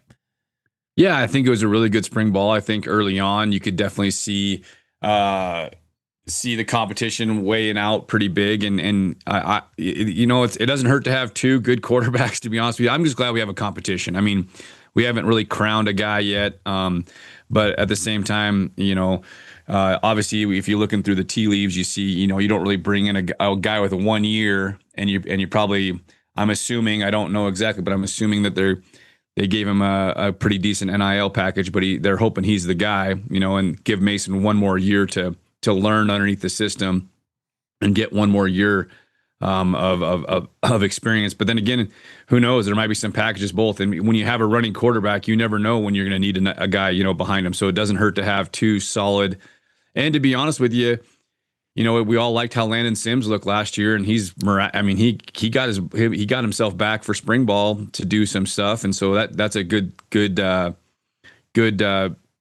going into fall camp that he could be ready too. So yeah, let's not forget QB3 waiting in the wings while all our concentration goes on Drew and the transfer from William and Mary. It's Tyler Hughes, and he brings a relationship with Christian Taylor, the OC. So you got to think he's probably on the inside track, but that's why head coaches, Jay Salvell, get paid the big bucks. Like what influences him? Can he truly look at the practice and say, you know what, Drew's throwing the ball better. He's my guy. That's a tough call to make when you got so much going for the other one. That head coach has got decisions to make.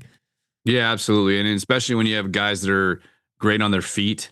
Because in practice, no one's tackling the quarterback. No one's, so like when you sometimes guys in that style of play, you don't realize how good they are until they get out there in a live situation because they're, we had a quarterback at Southern Illinois who was 5'9", and I'm probably giving him an inch.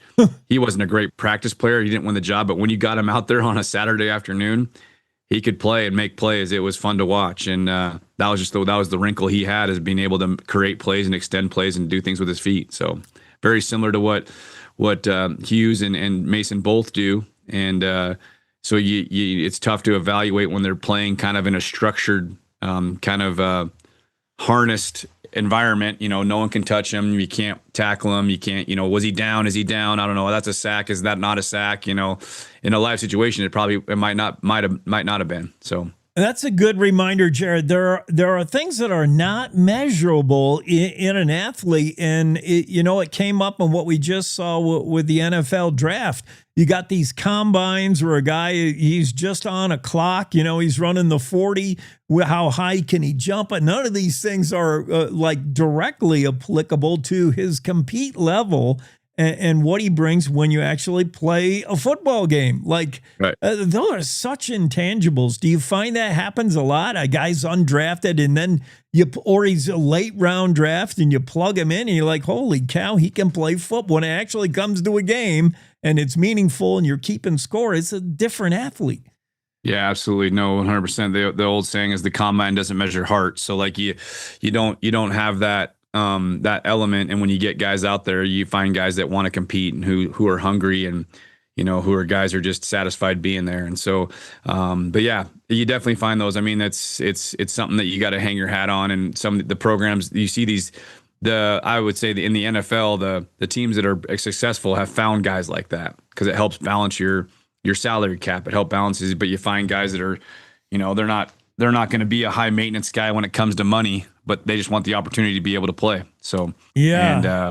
And that's kind of what Wyoming hangs their hat on. You look at guys that have been in the league for a long time, Wingard, he's that type of guy, right? He's been in the league and he'll probably always be in the league because he's a really good special teams player and he can play situational football on defense. So he's going to, as long as he probably wants to play, he'll be able to play. So hats off to the scouts who see that, man. The eye to see that. It's stuff that doesn't necessarily show up on game film. You might have to go to a game and you really take a close, hard look.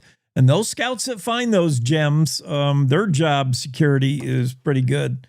Mm-hmm. I would think. Jared, what's going on in Laramie over the summer? We got to wait a while before we get to football. What happens on campus over the summer? So right now it's kind of like a downtime. Graduation's already happened. School's out. Yeah. So this May, they get the month of May off. And then they, for as football is concerned, they'll bring them back that first weekend or first Monday of June, and they'll start their off-season program where they're out there with the strength coach and being out, getting, obviously running, lifting, staying in shape. And then there'll also be some player run practices. The coaches can't be involved in those, but there's some player run practices over the winter time, or over the summertime. Well, they'll be starting to incorporate in those too. And they usually get a week off during the 4th of July, and then they come back and they hit the ground running in July, and then usually they get a week off before fall camp, and it's off and running. But now with the season starting so early, actually this year's a little bit later. Actually, it's the first time it's kind of kicked back a little bit because last couple of years fall camp they reported in July, which is crazy to think, but I think this year it's actually back into August. So that's what it kind of usually about an 8-week program, summer program that they'll do this summer. So is that similar to, I know, high school, Wyoming High School Athletics Association establishes dates where, if players want to get around and shoot hoops or go through, some practices, coaches can't technically get involved till an official day? Yeah, coaches can be involved. It just, when you get a ball involved, that's where it can't. So they can be out there doing like individual like drill work, stuff like that, where there, as long as there's no, let me rephrase that. I think they can use the ball now. The part that they got to get away from is if there's any type of 11-on-11 or simulated team like practice look, like coaches can't be involved around for that. So, but they can go out there and do like drills with their coaches. And a lot of times now these strength coaches do a really good job of catering the drill work, the agility work to their position. So like DBs will be doing a lot of back pedal drills within the strength program, not just within the. So like they cater that to each drill. Old lineman will do old lineman things. So yeah, it's a whole different animal for sure. It's definitely specialized, and yeah, there's not a lot of. They have only so many hours they can do during the week, but at the same time they're maximizing those to the minute. I'm just thinking of like old linemen and what they work on in the weight room, like.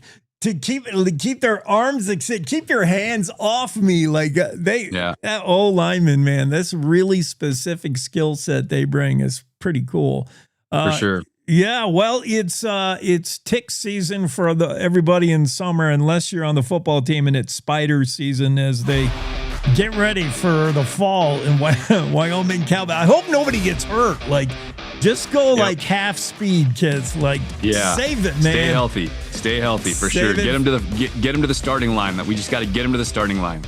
So you bet. Thanks, Jared, for the update. Right.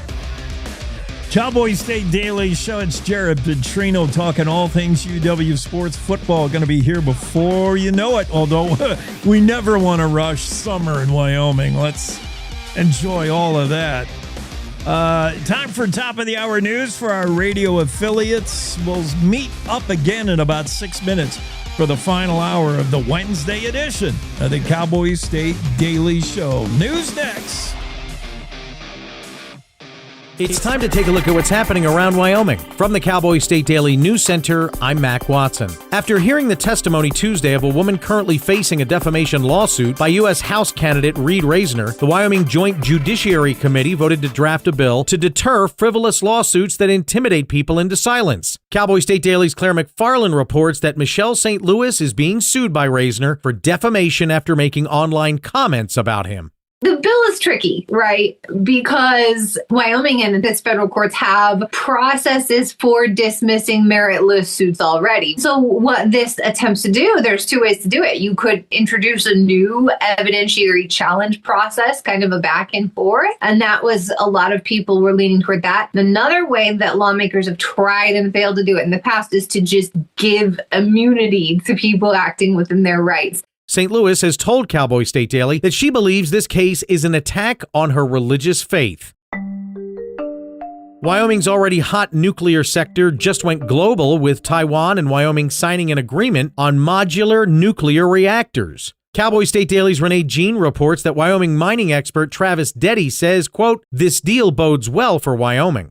Taiwan, for one thing, has practically all but banned nuclear on its island, but they are looking at needing 6.5 times more energy in the next 3 years. Thanks to the AI craze that has gripped our globe, we're going to develop some kind of test model for them, and maybe we end up manufacturing components for it as well. So it's a big opportunity for us to grow some manufacturing in Wyoming. President Lai Ching-te, in his translated remarks, says Taiwan and Wyoming have been collaborating for some time and that the new agreements between the two entities build on previous memorandums of understanding. I'll be back with more news from the Cowboy State Daily News Center right after this. As the weather and temps improve, motorcyclists are getting out on the roads. Be sure to do your part, share the road, and keep everyone safe. Look twice, save a life. This has been a safe driving reminder from the Wyoming Department of Transportation. My name is Joanne, and I'm a mom of 6 here in Casper, Wyoming. When you raise a family here, you don't just think about today, you think about the future, where your kids will build their lives and where your grandkids might grow up. What worries me is that my kids will have to leave Wyoming to find good, high-paying jobs. That's why Build Wyoming matters to me. Data center jobs are high-quality, high-paying jobs, the kind that give families a real reason to stay and build a future here. Give our kids and grandkids a reason to stay, and they will. Build Wyoming with Prometheus Hyperscale. Go to buildwyoming.com. Out here, it's not just about the ride. It's about the grit behind it, the early mornings, the hard miles, and the legacy we carry forward. Our job is to protect what you built. Our focus is your goals. With our tools, your family can manage the land and the finances for generations to come. Powers Land Brokerage, working ranches since the 1880s. Please visit powerslandbrokerage.com. Cowboy State Daily News continues now. Longtime Cheyenne performer Michael DeGrieve, who sang at the Hitching Post 6 nights a week for 30 years, passed away on Monday in Oregon. Cowboy State Daily's Zach Sontag reports that the singer had been battling prostate cancer. That's according to DeGrieve's wife. Michael DeGrieve's career from a Hollywood hippie to a Wyoming native, effectively, is such a fascinating arc. I mean, here is somebody who grew up in northern Los Angeles and was an immense talent on the basketball court. He might have gone on to the NBA, and then he fell in love with rock and roll, and he started playing more guitar. And it's funny how he ended up in Wyoming. He came here on a gig. He was planning on staying for 2 weeks and then packing back up his Volkswagen van and going to the next gig, but he fell in love with the place. Though his career began in the rowdy orbit of rock and roll icons like Jimi Hendrix and Janis Joplin, DeGrieve came to feel most at home in Cheyenne. A Trump proposal to lower tariffs on beef imports to lower the price of beef for consumers has Wyoming cattle ranchers concerned. Cowboy State Daily's Kate Meadows reports that U.S. Senator Cynthia Lummis says any tariff change should not undercut ranchers. Cattle ranchers are pushing back and saying if you allow all these imports to come into the U.S., it's going to cheapen our product, and we have the best beef ever. Beef prices have steadily climbed since 2021. They're up 40% from 5 years ago. And that's today's news. Get your free digital subscription to Wyoming's only statewide newspaper by hitting that daily newsletter button at cowboystatedaily.com. I'm Mac Watson for Cowboy State Daily. In every family, small conversations can make a big impact. I grew up on tour with my parents. Kind of different, but we bonded over music just like other families do over sports, camping, or other interests. And we talked. Little everyday conversations from silly to serious that built a foundation over time. Honest conversations, like when my dad shared his experiences as an alcoholic. Your honesty about that part of your life gave me a sense of integrity that I wanted to uphold in my own life. And I was so grateful that you and Mom had become these sober, stable people who were always there for me. I wanted you to know from someone who's been in recovery more than 30 years now that hard work is what creates success, not alcohol or other drugs, whether it's music or anything else. I said it a lot, and I'm glad you took it to heart.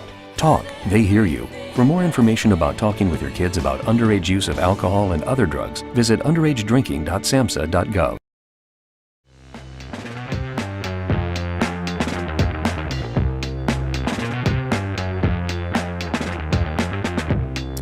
Cowboy State Daily Show with Jake in the final hour of this Wednesday edition. Liz Davy is here.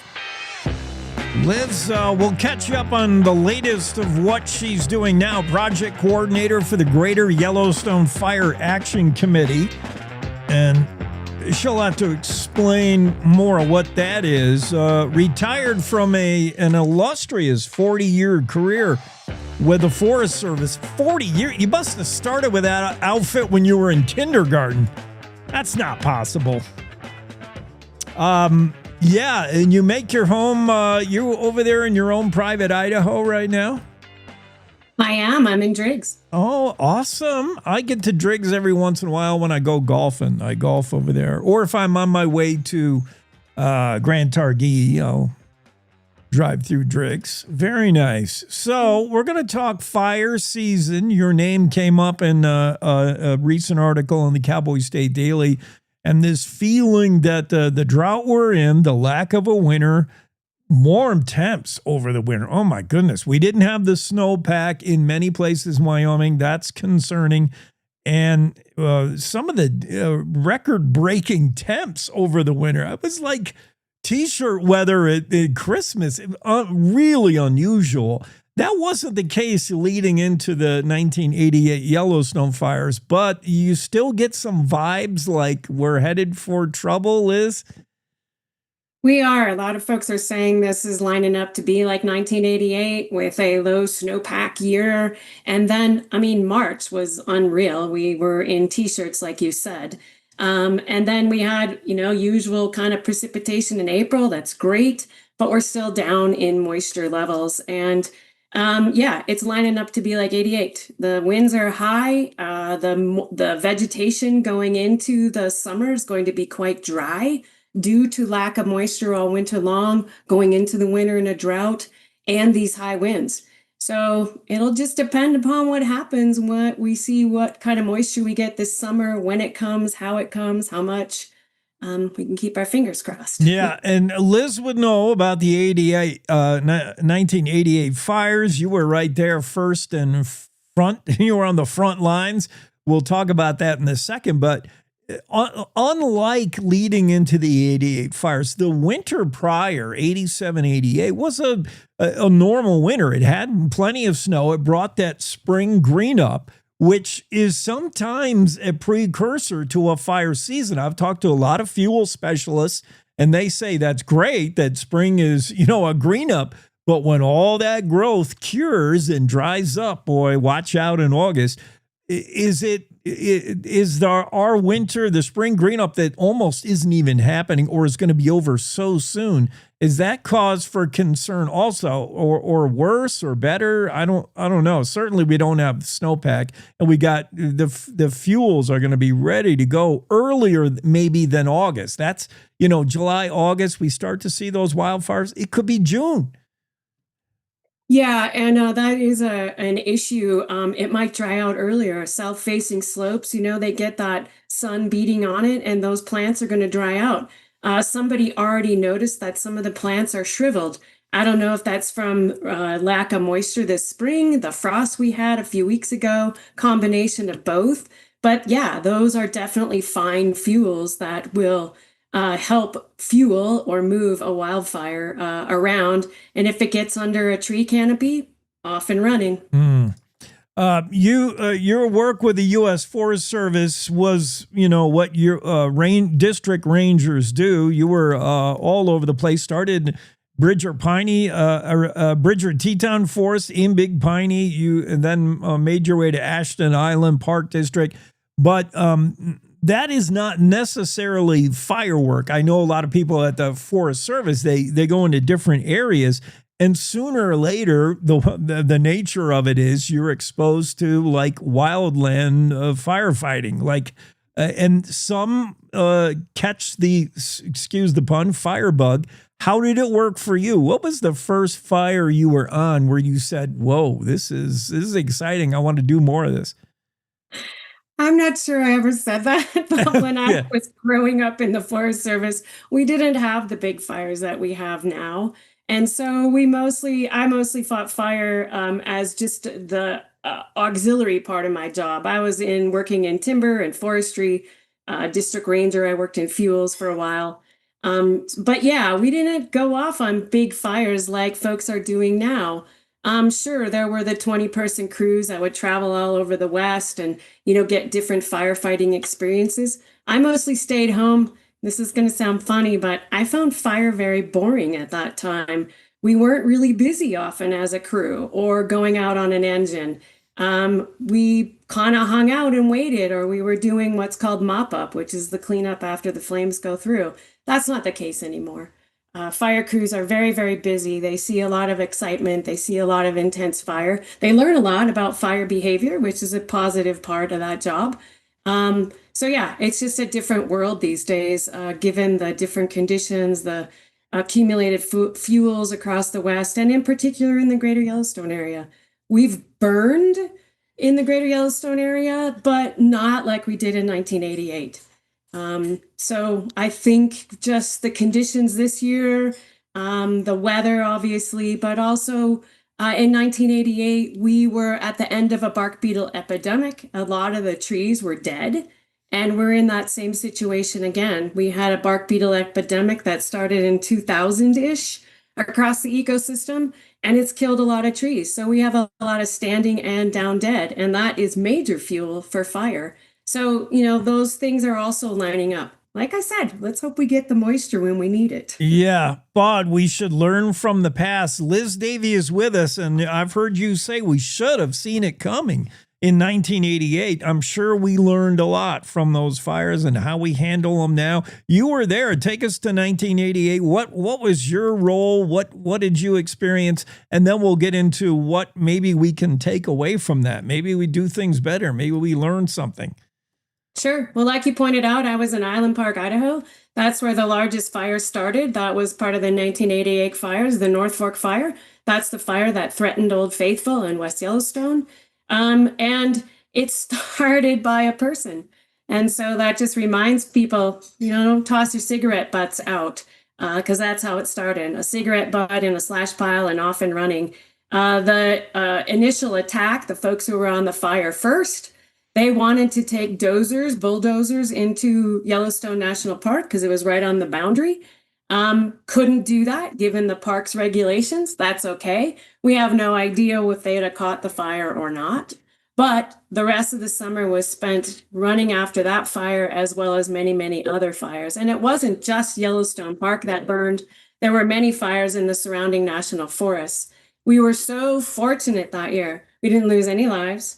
We didn't lose any structures, just a few outbuildings, but there are big differences now. There's a lot more structures and values that people have built in the wildland urban interface in that area adjacent to national forests, and they want to protect those values. So yeah, that's what 88 was like. We were young, we were fighting fire, we were making a lot of money, and that's all we did. The communities were very involved. They were shut down basically for tourism because people didn't want to come here at that time because of all the smoke, or they weren't sure they could go into Yellowstone or Grand Teton. And so it was very interesting times that way. And firefighting was different in terms of like nowadays, you go out for 2 weeks, you get to come home and sleep in your own bed for a few days and go back out on fire. On those days, you would go out for 3 weeks. And they decided they wanted to keep the firefighting forces close by, so they would give them rest and recuperation, R&R, in Bozeman and Jackson and other places, and then they'd have to return to the fires. I remember working for one guy, and he said, I haven't been home in months. I'd like to see my family. And we were like, oh, we're making money. Who cares? Well, obviously he cared. Yeah. Liz, wildfire gets a bad name, but let's talk about its role in the ecosystem. I mean, obviously, wildfires aren't a new thing. They've been going on. Man, I'm reading Lewis and Clark journals, and they talked about, fires happening all the time, natural and human caused on purpose.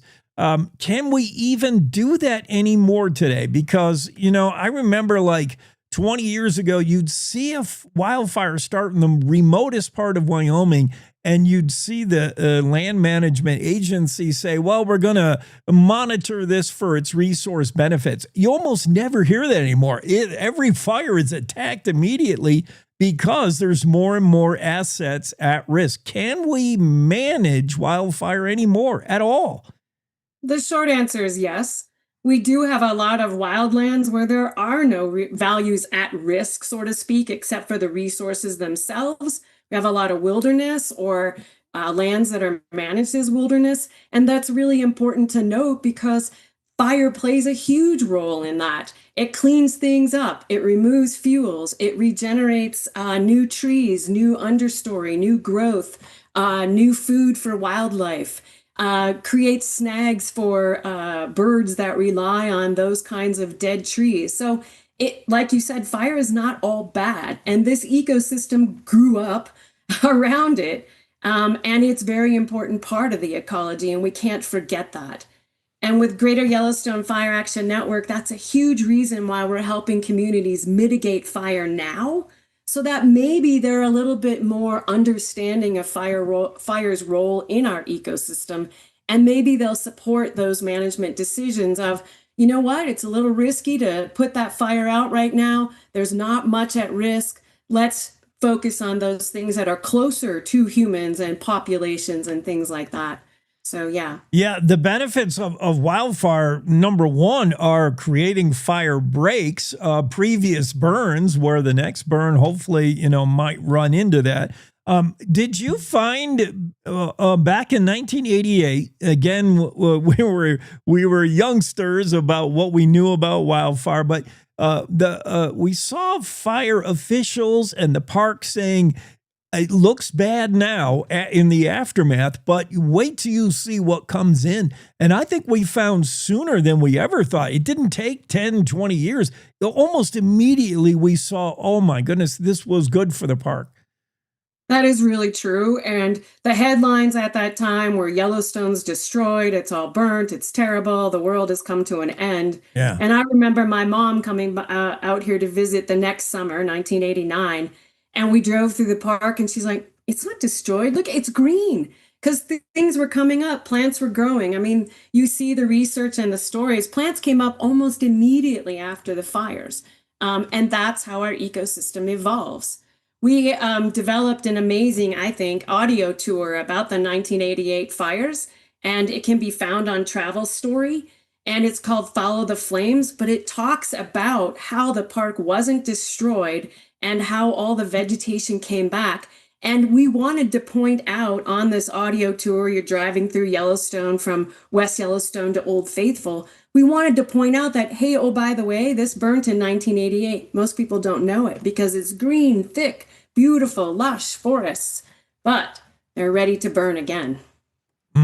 Yeah, well, we're talking with Liz Davy. She was there in 1988, watched those Yellowstone fires, and this year, giving you some deja vu vibes about it. We certainly hope not. We hope it's not lives lost, assets lost, but we do want to encourage like the natural role of fire, as you said. I mean, the lodgepole, I mean, it doesn't reseed unless it's burned. So there are benefits to the fire. Learn more about firenetworks.org. That's where I am. That's your organization, right? It is. That's part of where our website is. We're firenetworks.org, Greater Yellowstone Fire Action Network. Yeah. You can learn all kinds of stuff about us. But if you go on that website, firenetworks.org, you can learn about other fire learning networks as well. So, yeah. But we're mostly concerned about Greater Yellowstone. Yeah, we love the Greater Yellowstone area. The Greater Yellowstone ecosystem, the GYE, that's where it's at. Connectivity for our wildlife, the habitat, and hopefully we leave something for the next generation. Firenetworks.org. Liz Davy joining us. Thanks, Liz. You bet. Thank you very much. I appreciate the opportunity. Of course. Have a great day. Thanks, you too. Bye. Cowboy State Daily Show with Jake. We get to our next guest in a moment. We'll check in with Jasmine Scholes. And she's got a bunch of miniature burros around her place. You have not lived until you've grabbed that ice-cold Coors Light out of a pannier from a miniature burro at a wedding. It's a crazy idea, but it's working. The midterm elections are quickly coming up in November. We have to win the midterms. This is the most important election. And Cowboy State Daily gives you the local political coverage that has national implications. I think that we need to be more aggressive in terms of talking about what the real issues are. Cowboy State Daily has you covered with the coverage, insight, and knowledge about the candidates as we ramp up to the midterm elections in November. Cowboy State Daily, your daily source for all things Wyoming. This is the Cowboy State Daily Radio Network. Nestled between Casper Mountain and the North Platte River, you'll find the heart of Wyoming, with a bustling downtown centered around our outdoor haven. Casper is for adventurers, freedom seekers, and rule breakers who find beauty off the beaten path. So if touchable history, a vibrant community, and uninterrupted outdoor recreation define your travel itinerary, allow us to welcome you to the one and only Casper, Wyoming. Plan your trip at visitcasper.com. All right, look at you taking the stairs. Who are you? We're your lungs! We are proud of you for quitting smoking, but you still may be at risk for lung cancer. A routine cancer scan can detect it early when it's more curable. Good to know. Well, I gotta go somewhere. So do we. Listen to your lungs. Get a routine screening that could save your life. Talk to your doctor and learn more at savedbythescan.org. I think I finally found. Hey, how you doing? Hey, Mason. Hey, Mason. Got a new house. It's looking pretty cool so far. A place that I call home. I'm teaching Louise how to cook some lasagna. It only takes a spark to make a fire start.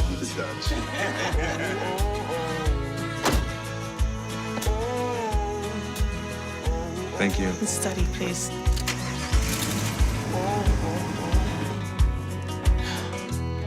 I think I finally found a place to make my own. A place that I call home. This place that I call home.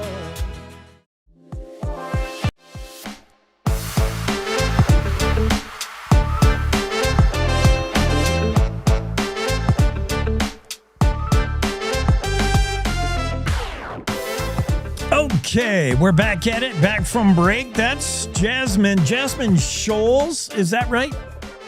Yes, that's correct. How are you? Good morning. Well, the shenanigans have already started, as you Uh-oh, can probably see. Which one of them is acting up? Zeus? Well, this is Zeus. I got to show you real quick. He's got his sunglasses on, his cowboy hat, a little bit of a lei. Little Otis McStuffins, he's already pulled his cowboy hat off. And then this is a rescue donkey. This is Mr. Hickory. So I kind of threw a pack saddle on him real quick with some flowers, and he's got a top hat on saying hi to everybody. Aw. So cute. Yeah, so welcome to Jasmine's life. She's a miniature burro herder. But we're going to talk about this Jackson-based event business, Black Tie Burro. I've seen it firsthand more than once. I think you were at Diamond Cross Ranch when I was there. I'm a DJ, by the way, wedding DJ. So right. I've seen I have actually pulled a beer right out of one of your burros, and I love it. It was so handy, Here was the conversation where it's cocktail hour. It's a fancy la-di-da event. We all got our pinkies off the glass, and we're deep in a conversation about, I didn't know you were my third cousin, and your drink is out, and you're like, I'm sorry, I'll excuse myself. I got to go to the bar and get another. Oh, wait a minute. Here's a burro. And he brought me a beer. Genius idea, Jasmine. How did you kind of came into this like accidentally with one That's burro? true. Like what happened? Because I don't know how someone gets this idea. Yeah, so I had a horse who passed away, horse of a lifetime, and I had another horse that needed a buddy. Well, when Charger passed away, it was middle of December. And of course, as you know, finding horses in middle of winter is kind of hard. So all of a sudden, I don't even know how it came to mind, but all of a sudden I got fixated on donkeys. And then I started doing some research, and there's mini donkeys. I was like, oh, wow. So I started putting some feelers out there to see if I could find one. And I happened to find Zeus an hour from me, and I agreed to get him on Christmas Day. So Zeus was my first donkey. And so fast forward that springtime, I have some friends that have a Bible bookstore in Idaho Falls, and they were reading the story to kids about the donkey that carried Jesus. And so I thought, oh my gosh, let me bring my donkey and decorate him. So I brought Zeus. We gave out palm crosses that day, and he was decorated for Easter. And then fast forward, I did my stepdaughter's birthday, decorated him for that. He was Fiesta style. And then I managed First Interstate in Jackson, and we do Customer Appreciation Day. So I brought Zeus, and we did like the chips and salsa for clients that day. And so I brought Zeus decorated. And then word started getting out, like I was decorating my donkey. And then a friend of a friend of a friend said, hey, do you think your friend would let her use your donkey for a wedding? So I decorated him for that. And then that light bulb went off like, oh my gosh, this could be a thing. And so one donkey now leads to 5, going on 7. I'm going to have a couple babies here any day. And that's kind of how Black Tie Burro was born. I'll be darned. Now, are these, like, how much do you have to gentle them or train them? Or is a miniature donkey, miniature burro primarily pretty chill? Like, I would say they're naturally pretty chill. Obviously, their background and how they've been treated goes into effect. But these guys are like puppy dogs. And little Otis back here, he's a little shenaniganster. He was raised by my friend in Montana, and he literally was a lap donkey. We call him the puppy dog donkey because he acts like a dog. He's just so cute. I mean, he wants to sit on you. He wants to love on you. They love the attention. They're very curious. I mean, they're kind of into everything. I've lost sunglasses already. Oh boy. But they're just naturally easy to get along with. And just that demeanor they have can bring just such a unique presence to events. And, the laughter and all of it. Yes, it brings a uniquely Wyoming twist, which I think, and I've discussed this with Colby Fedor, who wrote this story. We've talked about it. Like, more and more, I think brides are searching for something uniquely authentic, something different to bring to, because we've all been to weddings and been bored to death with the same things that happen. I'll bet you haven't been to a wedding with a miniature burro bringing your beer. Yeah. And I would say there's a demand right now for mini animals for events. The little Highlanders are huge. Sheep are huge in weddings. This is pretty popular in Arizona, Texas, Colorado. I'm going to stick with mini donkeys for now. My hands are full there, but it definitely brings the wow factor to weddings in Jackson. And in Jackson, I think too, because land is so expensive. I actually live in Swan Valley, but I've worked in Jackson for 25 years. It's expensive to have land. And so that's one way that I can bring the animals to the people. And a lot of people come into events in Jackson, they're not from Wyoming. They may have never even seen a donkey ever. And so it's their first time to experience, a really kind animal. I think we spend more time taking photographs than we do handing out drinks. People want them for their Christmas cards. So we're always doing tons of photos. Yeah. And it's such a conversation starter. It's such a, I've seen a lot of cocktail hours, a lot of settings like this and over weddings, and there's still like a level of anxiety. You don't know everyone. But these, all of a sudden, these mini burros they just break it down. We all get loose. It's so cool. To see. Tell me how it works, Jasmine. Let's say I'm for an event, whatever it is, a wedding, and I've booked you and I want these things. Do you put the beer in there? I know how it works. You tell me, how do you get them there? When do they already put them in a trailer? You bring them there like an hour before, and then how do you get them all set up? Yeah, so I do a lot of prep work. I pride myself in the detailed work that I put into the donkeys. I really customize them to the event with the flowers. Oh my gosh, I have him trying to get the whole bag of treats. And so there's a lot of prep time that people don't realize. I also show up to the events 2 hours beforehand, just because I don't want to interrupt a ceremony going on. And I also like to know the setup of the layout of the venue. We don't provide the beer or the ice. That would be the client and the venue that provides that. So we need to get familiar with where that setup's going to be at the venue. And then once I learn where that's at, I've met the wedding planner, then we go to work and get them ready and get them decorated. And then we come out and we're already filled with our drinks and ready to go. And usually it's that cocktail hour after the wedding, because that's kind of a great time for the guests in between dinner and after the ceremony, because there's a lot of pictures afterwards. And so that's just a great time for the donkeys to come out and kill some time and wow their guests and so forth. And now I've only seen them packing beverage. Is there another reason why you might have these mini burros at an event? Is there other stuff they can do? Yes. So we actually did a promposal in Jackson for a cute little high school couple. That was one of our early events. And so a gentleman he surprised his girlfriend with the donkeys and had a fun sign correlated with donkeys, maybe a different word that I won't say. And then we also did a private event actually at the FBO airport in Jackson. So we were inside the airplane hangar with Zeus, and he was Hawaiian style grass skirt and all. So we can carry corporate swag. It doesn't just have to be beer and drinks. It's kind of whatever that they can carry in their baskets that fits. So. Jasmine, who has come up with the idea of black tie burro. I have seen this in action more than once, and it is fantastic. Genius idea.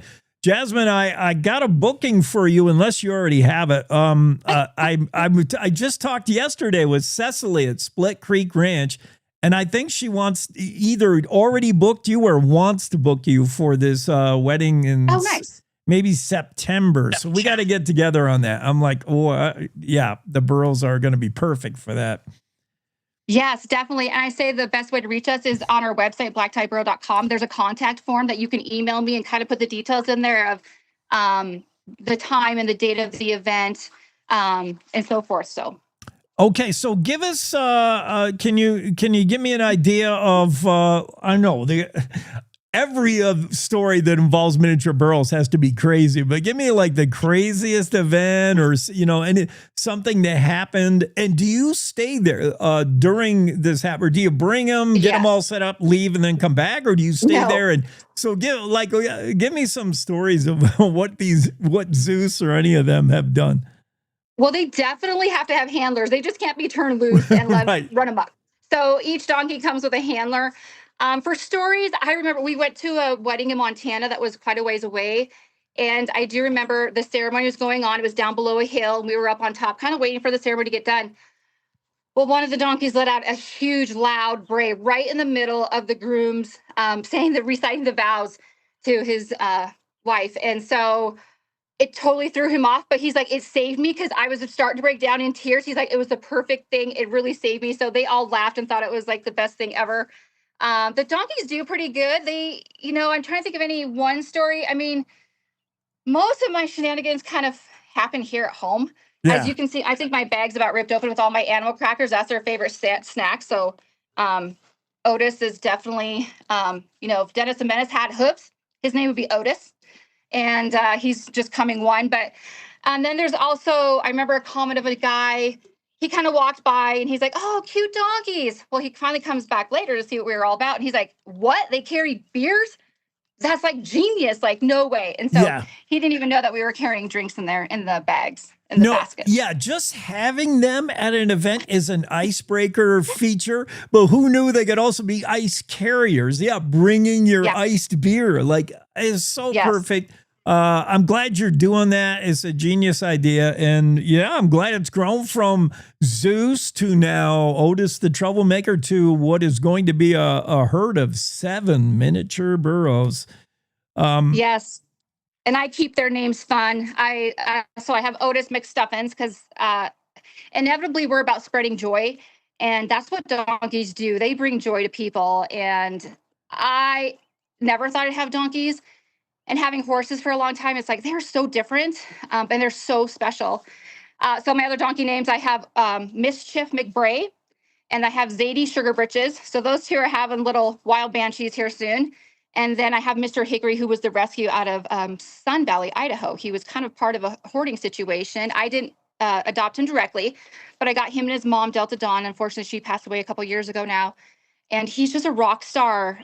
You can tell he was kind of beat up by the other donkeys and stuff, but he just has nothing but heart and love to give. And that just goes so well with weddings and celebrations. After Jasmine Scholes lost a beloved charger, Hank needed a companion, and that companion, a little miniature burro, turned into like a great business idea for your wedding, your event. Why don't you book at Black Tie Burro? That's where I find it, blacktieburro.com. Get a hold of Jasmine and say you want Zeus over there pronto, or maybe Otis if you're feeling lucky. if you're daring enough. Yeah, right. Jasmine, thanks a lot. I appreciate it. I will definitely see you this summer. I know we're going to get together on this Split Creek Ranch wedding, and We'll make it happen. I love these burros. They bring me beer. How could what you more not? can you ask? Right? Beer, whiskey. They've been shot donkeys too. We've done everything. We actually did, talking about stories, we did a surprise birthday, or a surprise, it was a 50th birthday party. It was a Kiss My ASS I'm 50 celebration. So we can make it funny. Know your clientele. Yes. Thanks, Jasmine. Have a great day. Thanks. You too. Cowboy State Daily. Yeah, check out the story by Colby Fedor, the beer-toting mini donkey. These mini burros will bartender your Wyoming wedding. There's an outfit in Sheridan does it, and then in Teton County and beyond, Black Tie Burro. That's Jasmine Scholes on the show, on the Cowboy State Daily Show. We'll be right back with Kate Meadows, the newest in the lineup of journalists for Cowboy State Daily. That's next. Oh, look, another national expert explaining Wyoming. Bless their hearts. Look, don't rely on national experts. We do it all ourselves at Cowboy State Daily Radio. Real news for real Wyomingites who actually live here. We tell it like it is, with headlines that hit harder than a spring blizzard and commentary that cuts through all the bull. Cowboy State Daily Radio. It's Wyoming news. No filter, no fluff, no kidding. You're listening to the Cowboy State Daily Radio Network. Wyoming is a place of unlimited potential, a place that inspires us to dream. Since 2014, Wyo Lotto has given back over $180 million to our great state through transfers, winnings, commissions, and more. Dollars that have gone directly into your cities, towns, and counties. Dollars that have changed lives and set dreams in motion. Thank you, Wyoming, for a legendary 10 years. We can't wait to dream up what's next.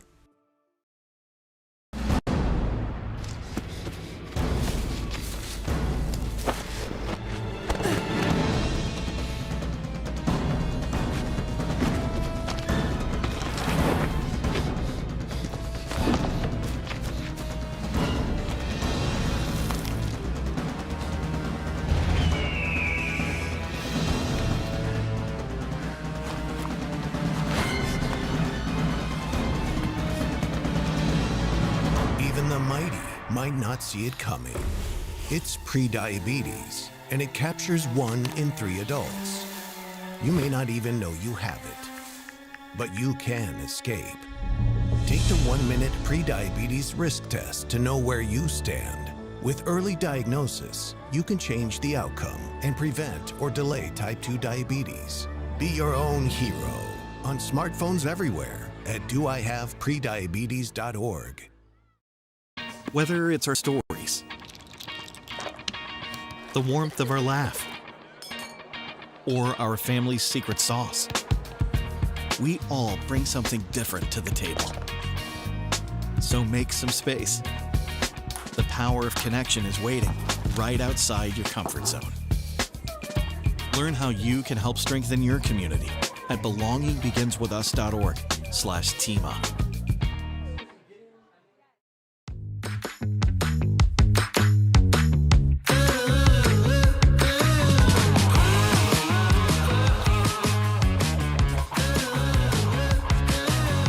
Taking note of our listeners' feedback, Dinky Donkeys over at Sunset Ranch, Montana say Black Tie Burro is awesome. They bring so much fun to any event. Thanks for saying that, Dinky Donkeys. Yeah, those little mini burros of Jasmine, they are party animals, literally, and they're so fun. Conversation starter, icebreaker, and just a uniquely Wyoming feature. They should be standard issue at any Wyoming party. Come on. Daryl Orr also hours ago, I'm late getting to it, was commenting on our very first guest of the morning. We had Stephen Willeford on. He is the famous hero from Texas who helped stop a church shooting at the Baptist church, and that was back in 2017. Could have been much worse. It was already bad enough. 26 fatalities from this madman And Daryl Orr, had a few comments on that. Sorry, Daryl, I didn't notice that earlier and get to it earlier. Let's move our way into the Zoom room and check in with Kate Meadows. What do you say? I'm ready. Kate, your lead-in, your opening act, you're the main event. Your opening act was a bunch of miniature burros. I hope you think that's fitting or insulting. I don't know. It's cute. Yes. I mean, let's go with that. It's cute. It was super cute. Kate, first off, this is your first time on the show, so we need to learn more about you. I saw your byline certainly in the Pinedale Roundup not that long ago, Sublet Examiner. You grew up in Pinedale, Sublette County, and I think that's where you got your first break, right? June 17, 1999. Saw your story of yours in the Pinedale Roundup. You know more than I do. I couldn't have quoted that exact date, but that sounds about right. So, I walked into the Pinedale Roundup as a freshman in high school. My parents suggested, you love to write. This is a small town. Go ask if you can have a job. Like, what's the worst that can happen? They'll say no. And that didn't happen. The editor of the Pinedale Roundup happened to be the wife of my high school English teacher, small town Wyoming, right? Gotta love it. And she was gracious enough to give me a chance. And I believe the first interview I did was the valedictorian of the senior class that year. And that kind of led into, reporting on profile stories and just doing stories of people in the community. And it was something that I just came to love and realized I have an appetite for it and I can't get enough of it. I love the break into the biz story. Every mom, every parent is going to tell you, oh, you're so good at this and you're such a good writer. And you're like, yeah, mom, come on. And it talks you into an interview. And then you talk your way into a job. Like you created your own job at the Pinedale Roundup, which is smart of Pinedale Roundup. Yeah, to just have you do feature like community stuff. You knew your community. You knew you wanted to tell the stories of Pinedale. You knew the people of Pinedale and the players, and perfect how that worked out. Perfect Absolutely. How it worked out, how we got you to Cowboy State Daily, though. Our benefit. Yeah. How's the Pinedale Roundup doing? Because we heard about, the shuttering and then the papers come back. I love that paper. I read it online now. They're still going. They're still going, yeah. And I think the editor there is doing a fantastic job of just really being, transparent and open with the community. It's a small staff, not nearly what it was, when I was there, however many years ago. But I think she's doing the best with the resources she has. And I will, go to my grave saying that community news is absolutely important and so crucial for building trust among people and helping us to have conversations about things that matter. Kate, I like this. I was reading something on the interwebs, and you said you were the first person that said this, but it's been said, a first draft is telling a story to yourself. Revision is telling that story to everyone else. I never thought of it that way, but that's exactly what I do when I'm writing a story. The first run through is like, I want to write it like what interests me, how I want to write it. And then I go back and reread it. I'm like, how will this read for this person in the coffee shop? That's so good. Absolutely. Yeah. I think that also gives us permission. Maybe I shouldn't say this, but it gives us permission to write badly, because I'm a book coach on the side and an editor in my freelance world. And I tell people all the time, you can't work with nothing. You have to have something to be able to play with, to mold. You have to have that clay, so to speak. So even if it's bad writing, that's the first draft. And it's the revision where you really get to clean it up and go, okay, what am I really trying to say? And why should anyone else care about this?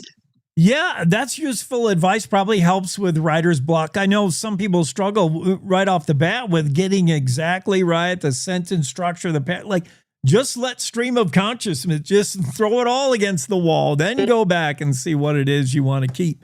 Yeah, absolutely. Right. I like that. We're talking to Kate Meadows, Cowboy State Daily journalist. Let's talk about some of the latest stories. This brand new one just popped yesterday. Wyoming cattle ranchers worried over Trump proposal to lower tariffs on beef imports. This plays into the whole huge discussion of the beef industry and where it's at right now. If you went and bought a steak lately, and the wife and I had steak yesterday, and we had to take out a second mortgage to get it. I mean, there are issues, and Washington is always going to try to help those issues, and sometimes they help, sometimes they hurt. And ranchers always have an opinion on how things are going. What is this story about?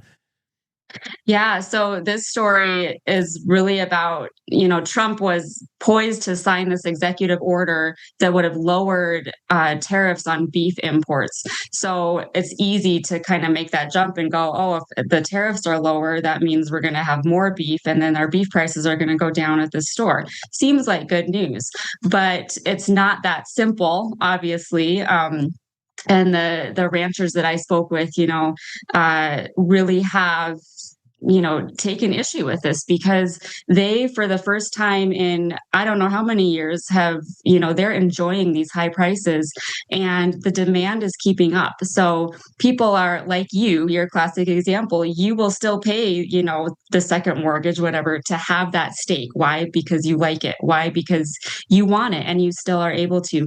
So, if these tariffs, if the executive order went through and these tariffs were lowered, then it would have affected the prices that cattle producers are seeing, and they didn't like that. And I think, lawmakers and ranchers, people in the ranching community, spoke loud enough that it caused the president to hesitate. And he didn't say he wouldn't sign it, but as of yet, he has not signed that order.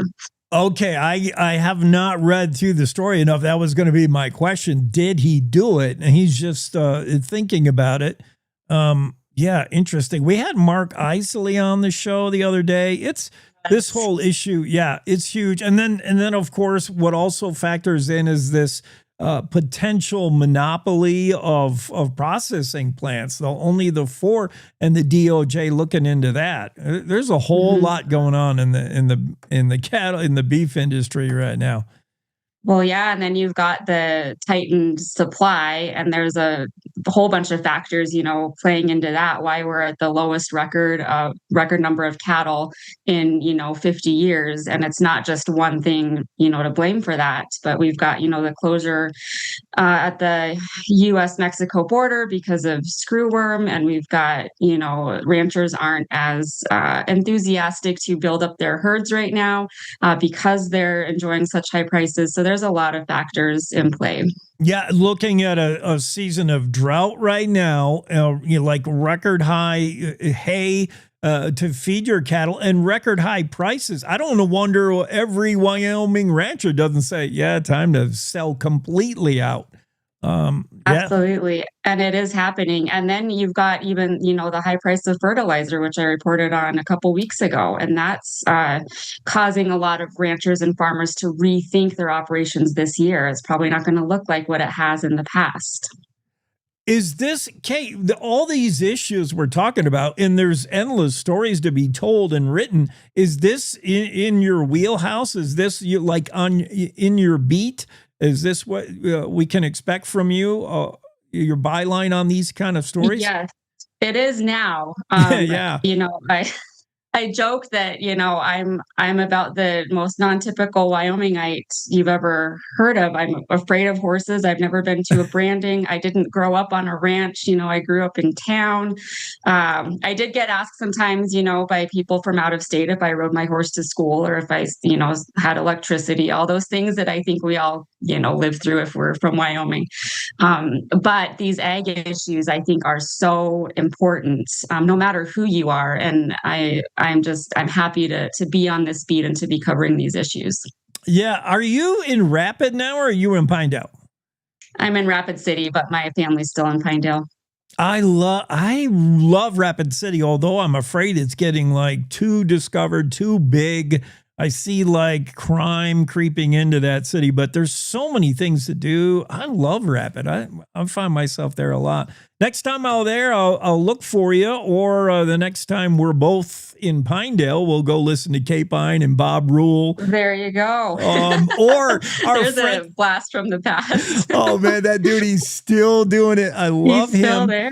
And our friends over at 102.7 The Peak, a news station Blake has started up, and they're carrying this show. So we got to give them a shout out. Fantastic. Yeah. All right. That's excellent. Great news.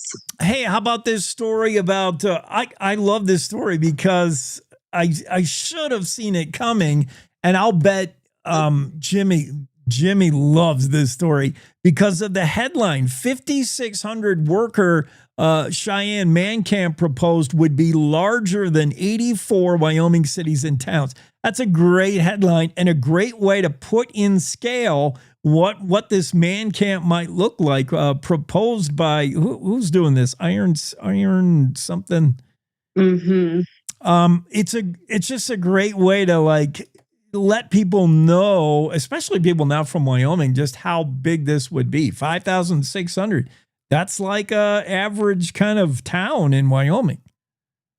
It is. And even, Cheyenne Mayor Patrick Collins said that it could be like a little city, once it's built out. If it even does get built out, nothing is happening with it formally yet, but the county is in talks and wanting to, really move this forward, and thinks that it's the best way to, house all these workers that are going to be coming for these major energy and data center projects. And they say that it's better to do it that way rather than to have all these workers scatter and fill the hotels and the Airbnbs and flood the rental market. But of course, not everyone is so sure about that. Yeah, and we know where they are with that. Mayor Patrick Collins will be on the show tomorrow. He would rather not do the moratorium. For him, that's a little drastic to just put a year pause on all data centers. We'll see where that's going, and I'm sure Kate Meadows, Renee Jean will be on all aspects of data centers, AI, all that kind of stuff. Kate, how about your story? Lower Valley Energy CEO says the plan for Wyoming's first subscription-based solar project isn't dead. First, explain what it is, and then when we talking about like if you were going to be a subscriber for a solar project, it doesn't necessarily mean your power is coming from solar. You're kind of buying into the idea. What is it? Mm-hmm.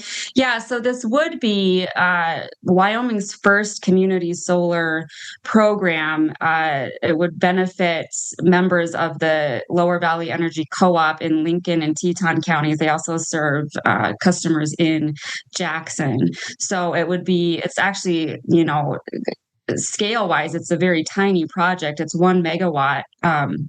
And it would power, 200 to 500 homes, which is in a way nothing compared to a lot of the other stories that we report on, with these big energy projects. But people would be able to, pay a subscription, and then any solar energy that's generated from, with the panels, the people who buy into the project would have a credit applied to their electric bill. So it would save them money over the long term, but it would also help. What the CEO says is that the project would help customers across the Lower Valley Energy base by having lower prices in general, because the more solar energy the project can generate, the less wholesale power the company has to buy for its consumers. Sometimes this notion of where you're getting power from is just theoretical and you're just buying into it. I saw similar. The town of Jackson made a commitment, full on 100% commitment to renewable energy, and they bought hydro energy from Lower Valley. It does, it's not necessarily that there's one pipeline going from that hydro dam to Jackson, but I see the concept, and you talked to an old friend, Melissa Turley, who did point out the scale of this is not huge. Like, this is just a small thing. Yeah, it's not huge, but it still is getting pushed back, from people in the communities who simply, frankly don't want it. Yeah. So see where it goes. Yeah, whenever you mention a solar panel or a wind turbine, it'll definitely bring a reaction from a certain crowd. Kate, great reporting, and it's nice to meet with you and learn more about you. Thank you. Likewise, Jake. Thank you for having me. Look forward to talking with you again. Definitely. I love reading your stuff. Thanks a lot. Thank you. Cowboy State Daily Show with Jake, and that'll do it for a Wednesday just about. Kay Meadows joins us, one of the newest hires of Cowboy State Daily, and we went right to a quality reporter, got her start in the Pinedale Roundup. I love the story of how Kate got started in journalism. Pinedale Roundup, Sublet Examiner, now writing for the Cowboy State Daily. So what a show. Stephen Willeford started us off all that 4 hours ago. And that's our second time we've talked with him. He's one of the foremost advocates of Second Amendment rights and the right to bear arms, concealed carries, all about that. Former NRA firearms instructor. And he got a chance to put his money where his mouth is, so to speak, or walk the talk. In 2017, who could have thought that his training and his appreciation of firearms would come into play, crucially, critically, in the Sutherland Springs church shooting that happened in Texas at the First Baptist Church in Sutherland Springs, where a lunatic that was all armored up went shooting. He killed 26 people in that event, injured more than that. And Stephen Willeford, with his AR-15, ran to the scene after he found out what was going on, and he put an end to it. Wow, just an American hero. Shirin Nariman was on, and she is Shirin, we've had on the show before also. Was jailed. She was imprisoned in Iran when she was just 15 years old. And she brought unique perspective on what the Iranian people are going through perhaps now. Joe Speckner was here. He's announced his candidacy to run for the House of Representatives, House District 5. Chase Christensen, Principal Superintendent, Sheridan County School District 3, stopped in. Representative Martha Lawley spent time with us to recap the budget session, let us know what's going on in interim committee meetings. Jared Petrino talking UW sports. Liz Davy and I speculated whether we're in for a bad fire season. She's getting that feeling, that 1988 feeling. Jasmine Scholes, she's got those little mini burros that she rents out for weddings and parties. What a fun show. We got just as good a show for tomorrow. You won't believe it. Make sure you tune in tomorrow, same time. Have a great Wednesday. Good morning. This is the Cowboy State Daily Morning Show with Jake. The new way Wyoming wakes up.